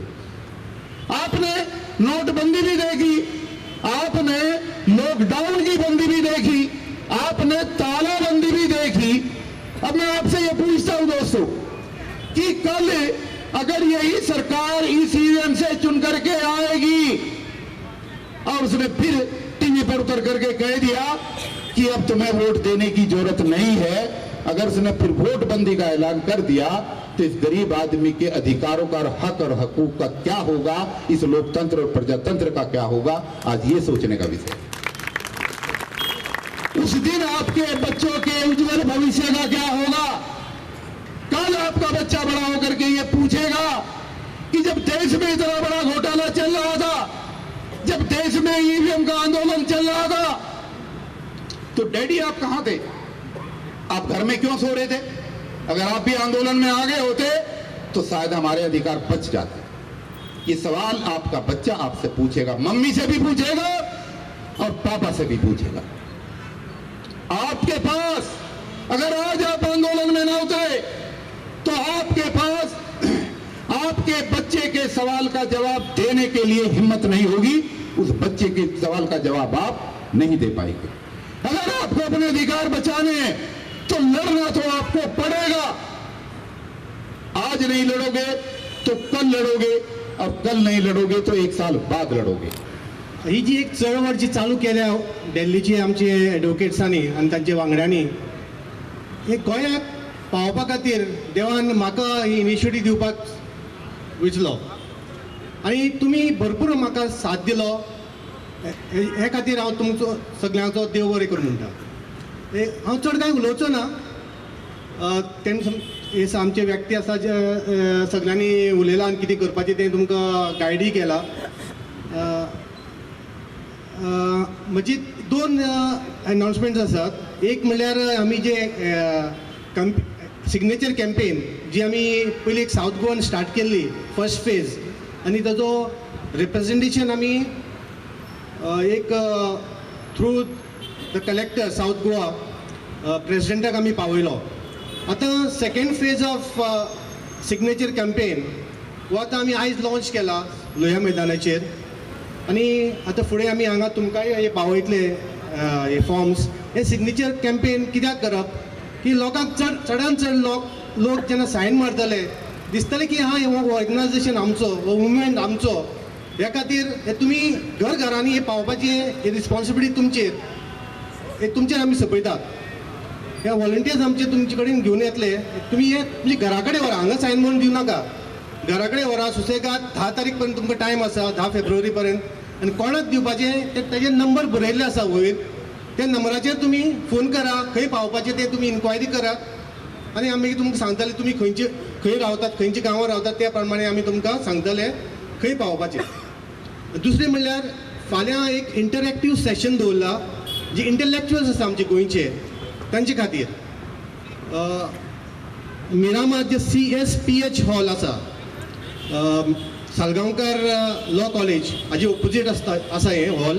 तातूंत सकाळीं 10क प्रेस कॉन्फरन्स आसा, फॉलोड बाय हे इंटरॅक्टीव सेशन जातलें. तुमकां कोणाक जर इच्छा आसा आनी तुमचे कोणाक जर धाडपा जाय बरें इंटलेक्च्युअल्स जे आसा तांकां जर हेंचे कडेन जे कितें क्वेश्चन करपा जाय तुमकां विचारपा जाय जाल्यार तुमी थंय येवपाक शकता फाल्यां सकाळीं 10क. ते उलयता आसतना EVMाचेर उलयता आसतना हांव तुमकां जवळ जवळ आमी बहुजन म्हणून आमी फाटल्या दिसांनी 2016 आमी सांगलेले की भारतीय जनता पार्टीचो सरकार EVMाचेर आमकां प्रत्येकाक फटयता म्हणून. तर हांव बारीकशें तुमकां सांगूंक करता. एग्जाम्पल 2019 जेन्ना कोवीड जेन्ना लागले त्या कोविडान जे भारत सरकारान जे कोवीड पॅकेज जे दिल्लेले ते हांगा हांव गोंयच्या CMाक विचारता गोंयान कितले पयशे येयले ते. आज पासून ते पयशे आमकां गोंयान मेळोंक ना. आतां हांव तुमकां सांगता गोंयान जे भुरग्यांक आमकां 9वेक पास करता आनी प्रमोट करता 10वेक घालता आनी परत तो म्हणटा ITI पास केल्या उपरांत तांकां म्हणटा ते फुडले म्हणटा डिग्री दितले म्हणटा, डिप्लोमा दितलो म्हणटा. तर आमी प्रत्येक गोंयकारांनी प्रमोद सावंत सरकाराक विचारपाक जाय आनी आमच्या भुरग्यांक आमी कितें शिकोवपाक जाय. आमी हे मानीचे बेळे आसता, मानी म्हणटा आमी बांबू जे म्हणटा ते बांबूचे प्रशिक्षण हे सरकार आमकां दितले आनी आमचे एज्युकेशन जे भुरग्यांक जे दिवपाक जाय ते आमचे एज्युकेशन हे बांबू म्हणजे कितें आमी पाटले सुपा हे आमची लायकी आसतली. म्हणून हांव सांगूंक करता EVM ची गॅरंटी म्हणजे मोदीची गॅरंटी आनी व्हडले बोर्ड लायतात न्ही मोदीची गॅरंटी म्हणून ती EVMाची गॅरंटी. हांव भारतीय जनता पार्टीच्या सरकारान जितले कार्यकर्ते गोंयान आसा तांकां विचारता हांव तुमकां जर स्वताची भारतीय जनता पार्टी जर जिखपाक जर जाय हांगा आनी EVM जर आसा तुमच्या कडेन तरूच तुमी जिखतले. नाल्यार हांव तुमकां सांगता अख्ख्या म्हापश्याच्या बोडगेश्वर स्थळाच्या हेतून तुमकां जर कापास्तां जर आसा अख्ख्या गोंयान गोंयचे CMाक आनी जे लोकसभेक जे कोण निवडून गेलेले आसा हांगा भाऊ श्रीपाद भाऊ सांगता तूं बॅलेट पेपराचेर तूं निवडून दाखय तेन्ना आमी तुमकां मान्य करता की भारतीय जनता पार्टीचो सरकार हो BJPचो सरकार हो बॅलेट पेपराचेर जिखून येवचो म्हणून गॅरंटी तुमकां हांव दिता.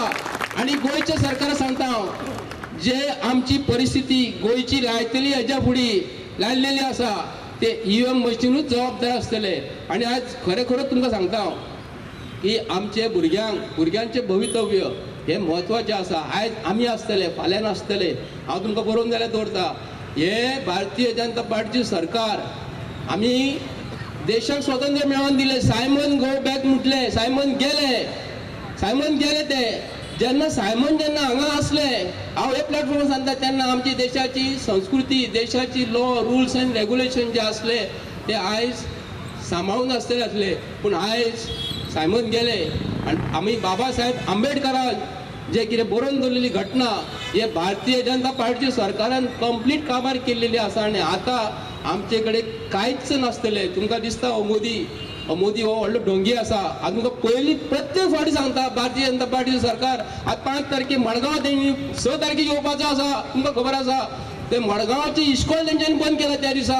मोदी येता म्हणजे मोदी कोण ते मोदी हांगा आमी पळयला मोदी जर येता न्हू हांगासून म्हणजे तुमकां खबर आसा मोदी जर येता जाल्यार 4-4, 5-5 किलोमिटर गाडयो पॅक करता. तुमकां हो फाटल्या दिसांनी येयल्लो हांगा गोंयांत येयल्लो मोपा येयल्लो तेन्ना खंय तेंच्यांनी सगळे दर्या बशी सगळ्यो बंद केल्यो. आतां तो येता म्हणून देव येता आनी तेच्या फाटल्यान कितलो कोट्यांनी दिसा खर्च आसा. हे जे 365 दीस वर्साचे इंटू 5 करात तुमी 1825 दीस जाता. तुम्ही करा 1825 ताका 5 वर्सांक ताका दिसाक 1 कोटी खर्च आसा का 2 कोटी खर्च खबर ना म्हाका, पूण दिसाक 1 कोटी जर खर्च तुजो काडटा तर 1825 कोटी ताका हो 5 वर्सांक खर्च जाता. हो तेजो खर्च. पूण आमी आमचे कडेन सकाळी फुडें हांगा भारत देशान हांव तुमकां सांगता कित्याक लागून 2 मिनटां घेतला मातसो. कित्याक भारत देशान आमच्या आणि गोंयांत पळोवंक गेल्यार सकाळी फुडें कोणाकडे चाव आमी जेन्ना तयार करता चायेक साखरीक पयशे नासता, दुदाक पयशे नासता, आणि हे म्हणटा आमी भारत देश म्हणटा आमी व्हडलो करता म्हणून. आयज ईएमआचेर परत जर तुमी जर निवडून तांकां भारतीय जनता पार्टी ही येतली 100%. आयज आमचो गोंयचो सीएम सांगता सावथाचो सीट म्हणटा तो येयलो 40,000 मतान. पयलींच सांगता तो. ताका कशें कळ्ळें स्वप्नांत पडलें गोंयच्या सीएमाक अरे हांगा इलेक्शनूच जावंक ना. म्हणजे ईव्हीएम मशीन हे 100% तेंच्यांनी सेट केल्ले आसा आणि 400 पार हे जातलेच. ताका लागून प्रत्येक गोंयकार सांगता ईव्हीएमाक आमकां विरोध करपाकूच जाय. आणि हांव सांगता जर ईव्हीएम मशीन जर तेंच्यांनी घेतले, हांव जे बुथाचेर वयतलो ते वोटींग मशीन हांव फोडटलो गॅरंटेड. म्हाका तुमी हाडून दाखयात. हांव फोडटलो म्हणजे फोडटलो. म्हाका तुमी हाडून दाखयात. तुमी हांव तुका कापास जाल्यार पूण म्हाजें वोटींग हांव करतलो आणि हांव त्या दिसा फोडटलो म्हणजे फोडटलो. हांगासून सुरवात तुमकां हांव सांगता. देव बरें करूं सगळ्यांचे. सो एक गजाल हांव तुमकां सांगूंक सोदतां की 2014 हो स्टेटमेंट याद करत. 2014 म्हणलेलें कितें अब की बार मोदी सरकार याद आसा न्ही. मागीर आयलो न्हू सरकार. मागीर 2014 नंतर 5 वर्सां नंतर परत लोकसभा इलेक्शन आयले. केन्ना 2019 अब की बार 360 बरोबर झाले न्ही. आता परत कॅम्पेन आसात. कितें कॅम्पेन आहा? अब की बार 400 पार. ऐकलं काय ना सर जी? यहाँ पे पूरे भारत में अकेला गोवा है जहाँ पे एक मंत्री है जिसके पास डायरेक्ट भगवान के पास कांटेक्ट है. उसको भगवान ने बोला कि तुम जाओ बीजेपी में, और वो चला गया. और लोगों को बोला कि भगवान ने उसको बोला है बीजेपी में जाने के लिए. म्हणल्यार आज हे मंत्रींकडे डायरेक्ट कॉन्टॅक्ट आसा काय की नाही हे प्रश्न येतात की तांकां पयलीं रिजल्ट कळटा. 2022 सीएमान म्हणले की 20 ते 22 सीट काडटले म्हणून आमी. प्रमोद सावंतान बरोबर काय ना? कितले सीट आयले? 20 आयले न्ही. जो मनीस मत मारता ताका खबर नासता की कोण आमदार जिखतलो तो. असा काय ना सांग. तुमकां खबर आसली म्हापशेकारांक कोण जिखतलो आणि कोण जिखचो ना ते? आमी जे मतदार आसा तांकां खबर आसता कोण जिखतलो तो, पूण 2 मनशांक खबर आसतात. एक म्हणटा ते बीजेपी लोकांक आणि दुसरे म्हणटा ते पोसलेले मिडिया चॅनलांक.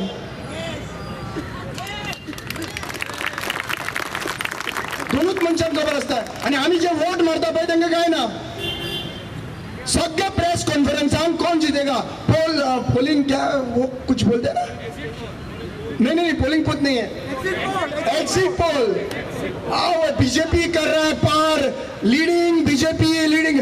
सगळे दिसता आसतले न्हू. सगळे कार्टून नेटवर्क्स कसे चाललेले असतात सगळे. बरोबर काय ना? सगळे व्हॉट्सॲपाचेर तेच फ्लोट जाता. सी 2 गोष्टी असतात, corruption and organise corruption. Corruption and organise corruption. Corruption करता तेन्ना डायरेक्ट धरता तेका. आणि ऑर्गनाइज करप्शन हा पळय तो मेळना. यांचे ऑर्गनाइज करप्शन हा. सो आयज सेम भाशेन हा पळय ऑर्गनाइज चोरी, वोटिंग चोरी. ऑर्गनाइज वोटिंग चोरी म्हणल्यार पळय लक्षात घ्या. 2019 पुलवामा अटॅक झाला बरोबर. आणि पुलवामा अटॅक जातात हांच्यानी एअर स्ट्राईक केला म्हणून पाहिलं पळय. छाती 55 इंच का छाती. म्हणजे देश तर वाचोवपाक शकता, मोदीच वाचोवपाक शकता. ही प्रोपोगंडा करपाक काही मिडिया हायर केले. लोकांक कितें दिसलें ह्या फावटी शुअर पुलवामाचो अटॅक जालो आणि मोदीन आपले डायरेक्ट दाखयले म्हणल्यार 110% मोदी येवपाक जाय. आणि हे सायडीन कितें केलें ईव्हीएम घोटाळा. आता नवीन येयला स्कीम. आता कितें म्हणटा देवा काढला मोदीन बरोबर. कितल्या जाणांनी पळयला काय ना. देवान आमकां हाडला पूण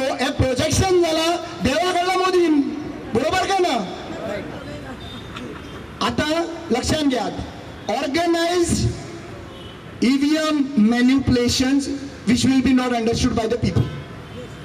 एका सायडीन हिंदू मेजॉरिटी आहा गोंयान आनी तांकां दाखोवपाक सोदता थोड्यांनी देवळां घासली, केन्ना घासनाशिल्ले, देवळां पुसली, फोटो कॅमेरा 4 कॅमेरा घेवन देवळां पुसली. बरोबर काय ना? तुमचे पुसले आसतले ना?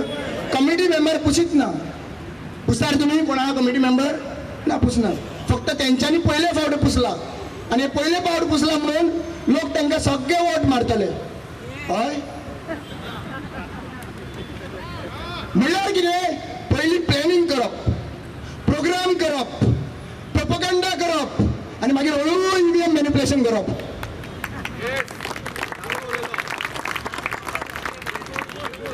मागीर कितें म्हणटा? कर्नाटका जिखला न्हू इलेक्शन, बरोबर. कर्नाटका इलेक्शन जिखयला काय जिखला हे तुमकां खबर, आमकां न्हू. EVM मॅनिप्युलेशन तुम्ही करता, आमी करिना.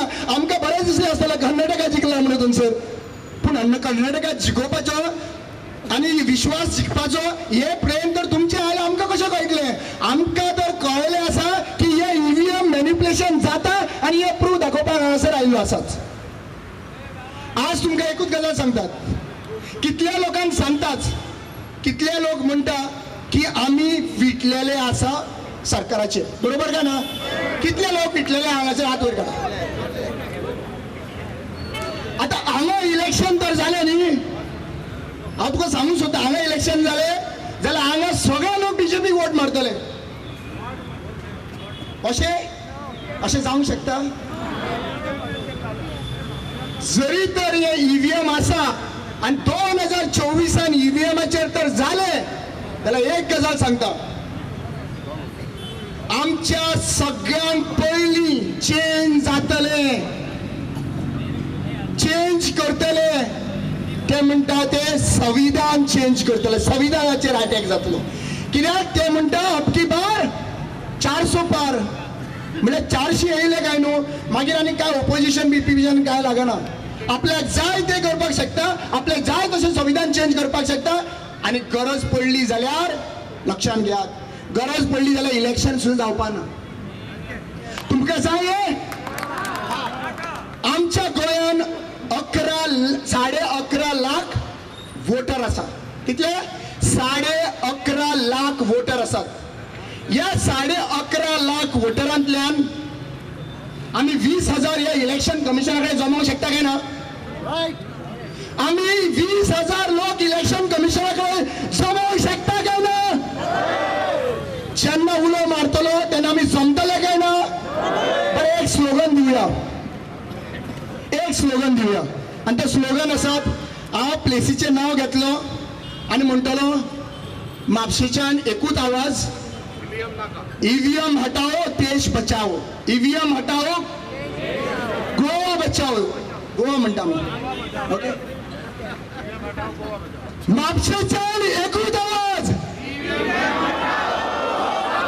पेडणेच्यान एकूच आवाज, फोंड्याच्यान एकूच आवाज, मडगांवच्यान एकूच आवाज, वास्कोच्यान एकूच आवाज, काणकोणच्यान एकूच आवाज, सावड्डेच्यान एकूच आवाज, सांगेवयल्यान एकूच आवाज, कुमारजांच्यान एकूच आवाज, बिचोलच्यान एकूच आवाज, साखळेच्यान एकूच आवाज, वाळपयच्यान एकूच आवाज, सत्तरच्यान एकूच आवाज, फोंड्याच्यान एकूच आवाज, प्रियोलच्यान एकूच आवाज,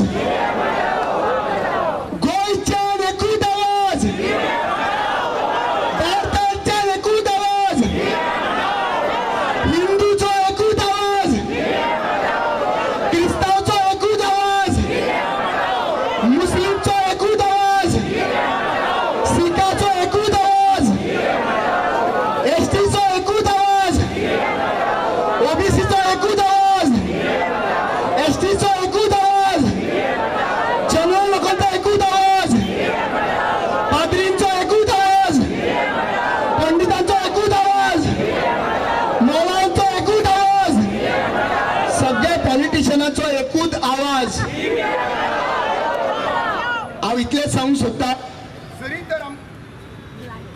लायट आसा मरे. जरी तर आमकां आमचो भुरग्यांचो फ्युचर वाटोवपाक जाय जाल्यार आयच्यान एक गजाल करूं शकता का म्हाका विचारता. आयच्यान त्या लोकांक हे ईव्हीएम मॅन्युप्युलेशन कशें जाता हांगासर कितलेशे 500-600 लोक आहा. त्या लोकांक प्रत्येक मनशान तर विश्वासान घेतले की त्या लोकांक आमी हो व्हिडिओ प्ले करून दाखयतले आनी कशें ईव्हीएम मॅन्युप्युलेशन जाता हें दाखयतले. हे आमी करूंक शकता. पयलो प्रश्न हो करूंक शकता. दुसरो हे पेपर्स जे दिल्ली आसात थंय सायन करपाचे. तिसरें आमी व्हॉट्सएप ग्रुप्स अक्रॉस गोवा आमी व्हॉट्सएप ग्रुप करतले. मातशे please good night good morning messages आनी हे मातशें अवॉयड करा. टू द पॉयंट ईव्हीएमाचे कितेंय संदर्भान येता जाल्यार ते तितून घालपाचें. बरोबर. आनी चवथो ज्या दिसा साब उलो मारतलो दिल्ली म्हाका दिसता 25 तारखेक 25th रायट 25 तारखेक 25 तारखेक घेराव जातलो प्रायम मिनिस्टराच्या घरा कडेन. आनी आमी अश्युरन्स दिता जितले लोक वचूंक शकता गोंयच्यान ते आमी अश्युरन्स दिता की आमी येतले. आमी सगळ्या गोंयकारांक 3 गोष्टी कराच. आमचे संविधान वाटोवपाक, आमचे वोट वाटोवपाक, आमचो भुरग्यांचो फ्युचर वाटोवपाक सगळे इश्यू सायडीक दवरुयात. एक इश्यूचेर फोकस करुयात. ईव्हीएम हटाओ, ईव्हीएम हटाओ, ईव्हीएम हटाओ. Thank you so much. Thank you Rama. आमच्या मदीं दिल्लीच्यान आयिल्ले, गुजरातच्यान आयिल्ले बाब पटेल ते तुमकां गायडन्स करतले आनी जे कितें स्क्रिनीचेर दाखोवपाचें आसा ते तुमकां एक्सप्लेन करून वेवस्थीत सगळें दाखयतले. क्रांति, हमें आज सुबह से यहाँ आए तो लगता है गोवा से क्रांति होगी. गोवा से क्रांति होगी. जैसे महात्मा गांधी और सरदार पटेल निकल पड़े थे गुजरात से देश भर में देश को आजाद कराने के लिए, ऐसे हम ये दुशासनों से मुक्त कराने के लिए ये लाइव डेमो बताने के लिए आपके सामने आज आए हैं. मैं आपको बताऊं बहुत सूत्रोच्चार हुए. अब की बार 400 पार, अब की बार मोदी सरकार. लेकिन मैं आपको एक नारा देता हूं, यदि अब की बार ईवीएम हटा तो नरेंद्र मोदी वडनगर स्टेशन पर चाय बेचने जाएगा. जाएगा, भेजना है ना.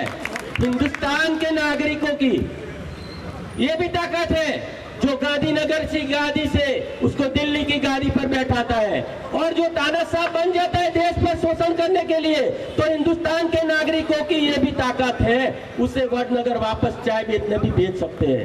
दोस्तों, सब लोग बोलते हैं यार गुजरात से आए और गुजरात के मोदी और शाह के खिलाफ आप लड़ रहे हो. मैं बोला उसके खिलाफ नहीं लड़ रहा हूं, मैं लोकतंत्र के लिए आया हूं.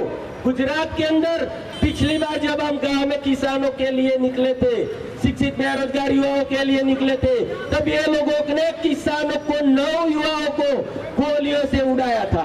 तब से हम लोगों ने ठान ली है कि किसानों के बच्चों को गोलियों को उड़ाने वाले कभी अच्छा शासन नहीं कर सकते, वो कुशासन ही कर सकते हैं. तो दोस्तों, हम देखो, बुरा नहीं मानना, एक गुजराती को हराने के लिए हम गुजराती ही पकड़ के लेकर आए. तो दोस्तों, हमें बहुत लोग बोलते हैं कि यार आप गुजरात से, अरे मैं बोला मोदी साहब के गुजरात के नहीं, हम महात्मा गांधी और सरदार पटेल के गुजरात के हैं. इसीलिए मरद की 56 की छाती लेकर निकले आपके सामने, और देश भर में घूमेंगे और ये लोगों को हम बताएंगे कि गांधी सरदार क्या थे. दोस्तों, दूसरी एक भी बात बताऊं, किसानों के 9 बच्चों को गोलियों को उड़ाए, लेकिन सबसे बड़ी बात, आपने कभी क्रिकेट का स्टेडियम, क्रिकेट मैच देखा होगा, सब लोग देखते होंगे. गुजरात में एक बहुत बड़ा स्टेडियम था, सरदार वल्लभ भाई पटेल स्टेडियम. मालूम है ना आपको? सरदार पटेल स्टेडियम. हमारे नरेंद्र दामोदर दास मोदी ने ये स्टेडियम का नाम बदलकर नरेंद्र मोदी स्टेडियम कर लिया. और हमारे गुजरात में 3000 करोड़ का स्टैच्यू ऑफ यूनिटी बनाया। तो हम क्वेश्चन किया कि नरेंद्र भाई आपने बोला था कि 15 पैसों का पोस्ट कार्ड लिखना, लेकिन हम गुजरातियों ने खून से लेटर लिखा नरेंद्र मोदी को। सभी ज्ञाति जाति के लोगों ने खून से लेटर लिखा कि नरेंद्र भैया आपने अच्छा नहीं किया, जो सरदार को नहीं छोड़ेगा वो पूरे देश के लोगों को नहीं छोड़ेगा। तो दोस्तों, ये सरदार को भी मिटा सकते हैं। अभी अभी हम लोगों ने मध्य प्रदेश में भी देखा, सरदार पटेल के पुतले को लातों से मारा गया, देखा ना सबने। तो ऐसी घटनाएं हो रही है। लेकिन दोस्तों ठीक है, जो भी आए वो, लेकिन यदि 56 की चाहती है ना, तो बैलेट पेपर से चुनाव करके दिखाए। हम भी तैयार हैं मोदी और शाह के सामने लड़ने के लिए, और हम भी बैलेट पेपर से चुनाव होगा तो हम हरा देते हैं। दोस्तों, हम हमारा लाइव डेमो हम दिखाएंगे, जिससे अब मोबाइल में सोशल मीडिया कितने लोग यूज करते हो, हाथ उठाए। लेकिन आप सबका मोबाइल बंद है। यदि हम दिल्ली से, गुजरात से, पूरे देश में परिभ्रमण लोकतंत्र बचाने कर रहे, तो आपका भी फर्ज बनता है कि वीडियो आपको शूटिंग यहाँ करना है, और फेसबुक, व्हाट्सएप और पूरे देश के माध्यम से पूरे देश में सोशल मीडिया में घुमाना पड़ेगा कि वीवीपीएटी में भी मैनिपुलेशन कैसे हो सकता है। हम ऐसा नहीं बोलता कि चुनाव पंच के मशीन में ऐसा होता है, हम बोलते हैं कि चुनाव पंच के वीवीपीएटी में भी ऐसा भी हो सकता है, क्योंकि चुनाव पंच ने आज तक किसी भी इंजीनियरिंग एजेंसी को, सॉफ्टवेयर एजेंसियों को वीवीपीएटी और ईवीएम मशीन दिया नहीं है कि आप स्टडी करो, हम आपको 2 महीने के लिए देते हैं। लेकिन हमने ये प्रोग्राम बनाया है, ये प्रोग्राम के माध्यम से आप लोग लाइव डेमो देख के भी समझ सकते हो कि कैसे मैनिपुलेशन हो सकता है। हो गया भाई?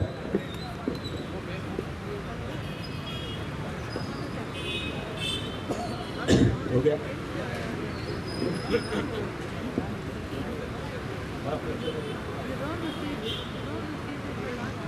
दोस्तों, ये जान हथेली पर रख के भानु प्रसाद जी और हम सब, कपिल जी और हम सब निकले, हमारी टीम निकली है पूरे देश में। थोड़ा ही समय है हमारे लिए, थोड़ा ही समय है। थोड़े समय में 1-1.5 महीने में जो हम बाहर निकल गए ना, तो किसी के बाप की ताकत नहीं है ईवीएम हट ही जाएगा, क्योंकि हमारे पड़ोसी छोटा देश है बांग्लादेश, मालूम है? किसी को मालूम नहीं होगा। बांग्लादेश के अंदर आरक्षण, ईवीएम के खिलाफ आंदोलन हुआ, और सिर्फ 2 ही महीनों में जनता रोड पर आई, पॉलिटिकल पार्टी आई और ईवीएम हटा के बैलेट पेपर लाने में सफल हुई।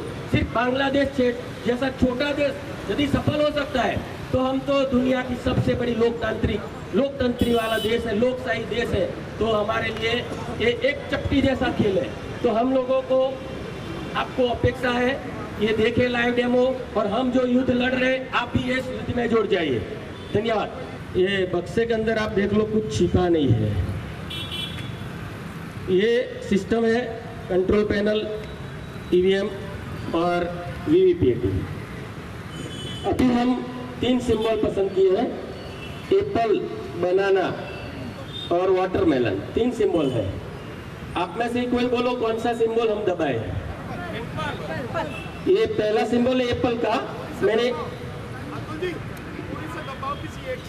एप्पल का सिंबल दबाया मैंने, और यहाँ आप देख सकते हो एप्पल की पर्ची आई, दिखा आपको?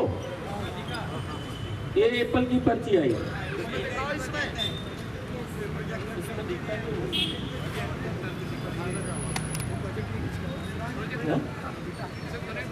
क्या है? यार कैमरा यहाँ रखोगे तभी इसमें दिखेगा। Wire is not there, no wire, HDMI wire is wire connect करो। वायर यहाँ कनेक्ट करना नहीं है, मैं क्या बोलता हूँ, ये जो शूटिंग करें ये इसमें दिखना चाहिए। No wire is not there, HDMI। तो इसके मतलब ही नहीं। अभी हम आप आइए, एक वर्ड ऊपर जाइए, ऊपर जाइए। इसको दबाए। 3 सिंबल है, बनाना, एप्पल और वाटरमेलन। वाटरमेलन, ये वाटरमेलन को दबाया भाई ने, और यहाँ आपके नजर के सामने पर्ची छपी दूसरी वाटरमेलन की, छपी ना, तरबूज की। ये वाटरमेलन की पर्ची छपी, दूसरा वाटर आया।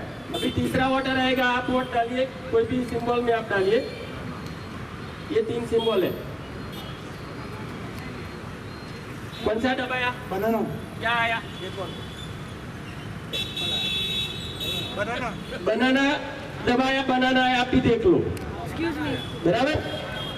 अभी उसमें क्या होता है, सिस्टम होता है, वाटर देने आता है ना, तब 7 सेकंड के लिए लाइट चालू होती है और उसको सिंबल दिखता है, वो सेटिस्फाइड होके चला जाता है। बाद में मैं 1 वॉट डालता हूँ, मैं भी बनाना को डालता हूँ, चलो भाई बनाना को भाई ने डाला तो मैंने बनाना को डाला, लिखना भाई किसको कितने वॉट दे। तो 7 सेकंड बाद लाइट चालू हुई, मैंने भी ये बनाना देख लिया, आप भी देख लो। तो बनाना को वॉट पड़ गया, बाद में दूसरा कोई आएगा, वो मैं सब वॉट देके आपको बता देता हूँ, बाद में खुला करके, क्योंकि सबको बुलाने का अभी बड़े टाइम नहीं है। फिर से हम समझ लो खरबूज को 2 वॉट देते हैं, आप दीजिए। ये खरबूज को वॉट दिया और यहाँ लाइट हुई और ये खरबूज की पर्ची छपी आपके नजर के सामने, छपी ना, देख लेना भाइयों, कोई गड़बड़ नहीं है इसमें। ये लाइव डेमोस्ट्रेशन है और सभी मोबाइल में रिकॉर्ड करना है, पूरे देश में फैलाना है।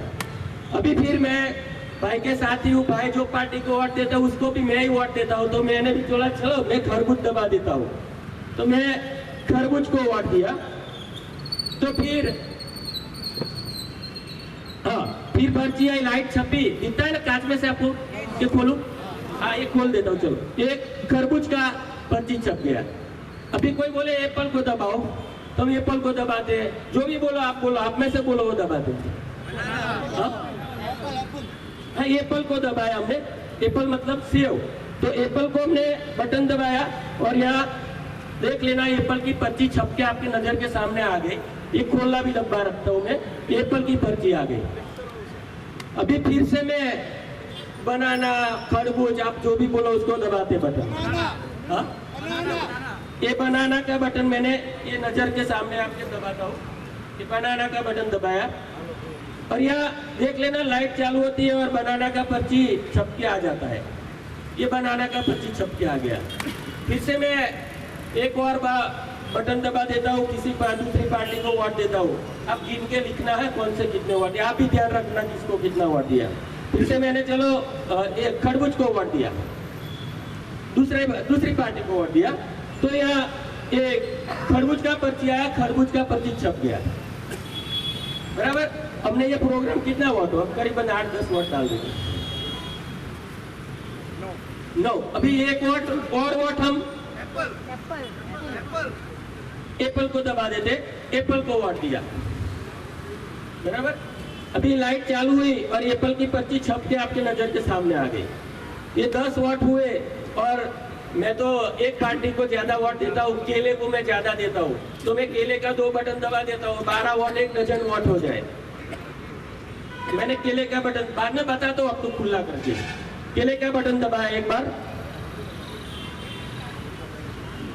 ये केले का पर्ची आ गया, लाइट चालू हुआ, देखा मैं, चला गया भाई, चलो मैंने केले को वोट दिया और मेरे वाइफ भी केले को वोट देती है, तो मेरी वाइफ बाद में आती है, बच्चा आता है, फैमिली आता है, तो मैंने बोला चलो एक और वोट मेरी पत्नी आती है, वो भी केले को दबा देती है, दूसरा नंबर केले का बटन है, तो उसने भी केले को वोट दिया, तो वो भी हाँ केला आया, लाइट हुई, केला देखा मेरी वाइफ ने भी और बोला चलो सही वोट है, तो वो भी चली गई। अब हमने ऐसे 12 वोट दिए। अब भैया आप रिजल्ट निकालो, किसको कितने 12 पर्ची देख लेना आपने, बराबर जो दिया वही दिखा ना, जो बटन दबाया वही दिखा ना आपने। हाँ बोलिए। हाँ एप्पल को कितने मिले? एप्पल को 3। बोलिए आप बोलिए। एप्पल को 3, बनाना को 5, वाटरमेलन को 4। एप्पल को आप नजर के सामने देखिए, एप्पल को 3 वोट दिए, कितने वोट आए?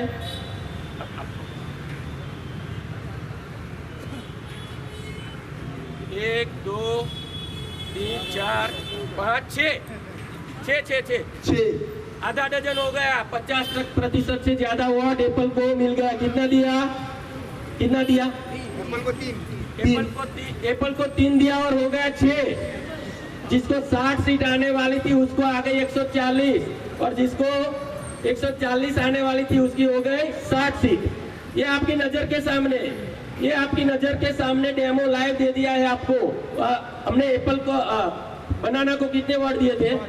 बनाना को 5 दिए थे, बेचारे बनाने को 1 2 3 सिर्फ 3 वोट मिले। 500 में से 300 वोट मिले, समझो 200 वोट दूसरा चूरा के ले गया। खरबूज को कितने दिए थे? खरबूज को हमने 4 दिए थे, 1, 2 और 3। खरबूज का भी 1 वोट चला गया। मतलब समझो 1 ही घंटा हमारा ये मशीन काम करे तो 5 से 10% वोट इधर से उधर हो जाता है। तो कोई भी पॉलिटिकल पार्टी को हराना आसान है। ये शॉर्ट में मैं आपको समझाऊं, प्रोग्राम में ऐसा होता है कि जब चुनाव निश्चित हो जाता है तो कैंडिडेट फाइल डालनी पड़ती है मशीन के अंदर। मशीन को मालूम नहीं, वो तो 1 साल पहले आ जाता है, 6 महीने पहले आ जाता है कि कौन सा सिंबल कौन किसका क्या है। तो कैंडिडेट सिंबल फाइल डालने के लिए ईसीआई अपने इंजीनियर या लोगों को भेजते हैं सभी जगह पे, विधानसभा हो लोकसभा हो। तो वहाँ कैंडिडेट सिंबल फाइल डालते टाइम ये प्रोग्राम के अंदर यदि हम टाइमर, इसके अंदर टाइमर है और घड़ी है और लैंप है, ये प्रोग्राम वीवीपीएटी के अंदर अपना जो गवर्नमेंट का उसके अंदर भी प्रोग्राम फिक्स बराबर का मदरबोर्ड के अंदर बनाया है और वो टाइमर के हिसाब से हमारा प्रोग्राम उसमें फिट कर दे सपोज, तो वो तारीख को 1 ही घंटे के लिए 25 तारीख को चुनाव है तो 4 से 5 का मैंने टाइमर लगा दिया तो 1 घंटा डिसऑनर मोड में मशीन चालू हो जाएगा। बाद में 1 घंटे के बाद कुछ नहीं, जैसा आप डालोगे ओरिजिनल ही बताएगा, वॉक पोल में भी ओरिजिनल बताएगा, 6 महीने बाद भी ओरिजिनल बताएगा। मतलब ये खेल 1 घंटे का है, 1 घंटे में पूरा लोकतंत्र किसी को भी हाईजैक करना है वो हाईजैक कर सकते हैं। दोस्तों आपने लाइव देख लिया और ये आपके नजर के सामने 2 वोट डाल के बता देता हूँ, ये माया जाल के है। जून 2017 में वीवीपीएटी के आगे जो ग्लास था वो ट्रांसपेरेंट ग्लास था, ये ध्यान से सुन लो। जून 2017 के पहले हमने वीवीपीएटी देखा, उसका ग्लास ट्रांसपेरेंट था। यदि आपको चोरी नहीं करनी है तो काला कांच क्यों डाल दिया? अभी M3 मॉडल है, उसके अंदर मिरर और काला कांच ऐसा जो हमने लगाया वो कांच लगा है और उसके पीछे क्या गड़बड़ हो सकती है वो अभी लाइव आप फिर से देख लो, मैं खुला रख के बताता हूँ। मैं एक ही पार्टी को समझो केले को 4 वोट देता हूँ, आप देख लो, या खरबूज को 4 दो, दोनों में से एक सिंबल बोलो किसको 4 वोट दूं, खरबूज या केला? क्योंकि जीताना एप्पल को। हाँ खरबूज एप्पल बोलो, हाँ एप्पल है केला, चलो खरबूज को 4 वोट दे देते हम। हाँ लिखने जरूर में 4 कंटिन्यू दबा देते। खरबूज तीसरा नंबर का, उसको पहला वोट दिया। एक खरबूज का पर्ची आया, देखा बराबर? हाँ एक खरबूज का पर्ची आया, मैं बैठ जाता हूँ। अभी उसमें क्या होता है 7 सेकंड लाइट चालू रहता है, कोई भी बंदा वोट देके सिंबल लेके चला जाएगा। अभी फिर से दूसरा बंदा आएगा, लाइट बंद होने के बाद प्रिसाइडिंग ऑफिसर बटन दबाएगा, दूसरा वोट रहेगा। फिर से मैं खरबूज को वोट देता हूँ, दूसरी बार खरबूज का बटन गया। देखना अब क्या होता है, क्या हुआ? वही खरबूज की पर्ची दूसरी बार दूसरे बंदे को दिखा दी, छपी नहीं। अभी लाइट बंद हो गया, बाद देखो क्या होता है। लाइट बंद होने के बाद क्या हुआ? क्या हुआ? जादू हो गया है ना, बंद लाइट, काले कांच के पीछे काले कारनामे हो सकते हैं। फिर से हम तीसरी बार खरबूज को वोट देते हैं। आपकी नजर के सामने हो रहा है, इसमें कोई जादू चालाकी नहीं है, प्रोग्राम की मायाजाल है सब। देख लो आ गया है ना, खरबूज का पर्ची देख लिया आपने बराबर।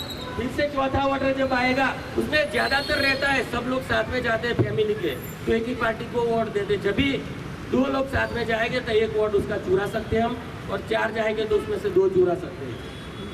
फिर से हमने चौथा वोट दिया खरबूज को। लाइट हुआ, सिर्फ पर्ची छपी नहीं, वो कटी भी नहीं, वही खरबूज चौथे वोटर को भी दिखाया। फिर 7 सेकंड बाद लाइट बंद होता है, बाद में देखो क्या हुआ, एप्पल का पर्ची छप गया, छप गया। अभी देख लो चारों वोट हमने तरबूज को दिए तो कितने पड़े?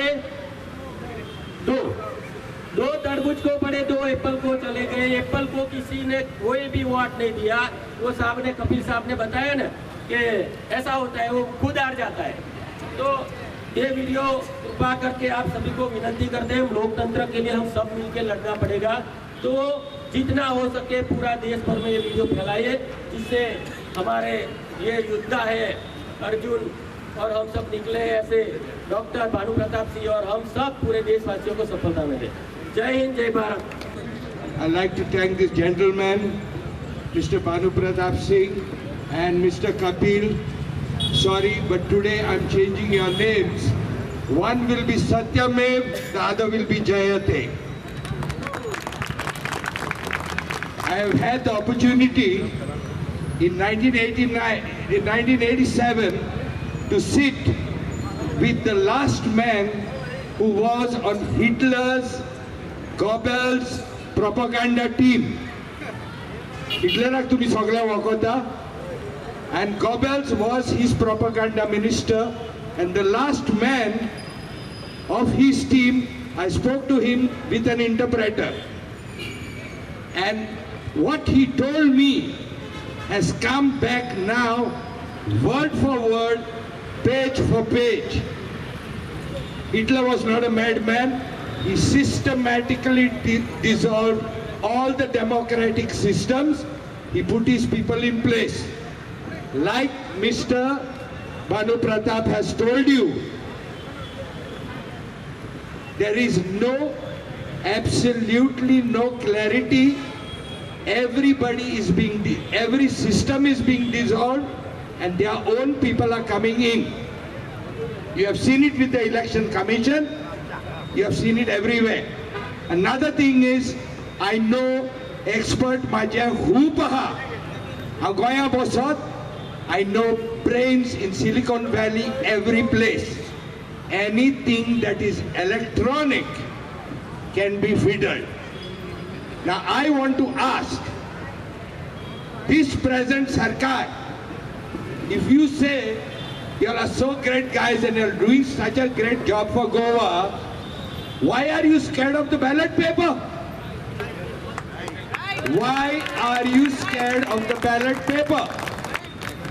Before I came, I put a video and I called all of them, ruling party, opposition, everybody come म्हणले. एकलो तांगा येलोलो, I think he was Dr. Carlos Ferreira. And I called another minister's son. And you know what he told me? He said, Walter, sorry, my papa won with EVM only, so I can't come. I said, look, Baba, this is not about your papa winning. This is about the Desh ka Janta winning, and we should know our vote is going to the right person. Another thing, let me clear about me. This color saffron, this does not belong or is a trademark of the BJP. Okay? Get it into your heads. This is the holy color of India, and it doesn't matter which religion you belong to. According to our constitution, we have the right to live here and wear any color. They don't have a copyright on this color.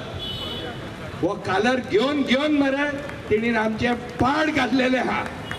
त्या फुडल्यान रावन झिरोमॅन घातला आनी फोंडान आमकां घातल्या. So please, only thing I'm requesting all of you, don't think for yourselves only.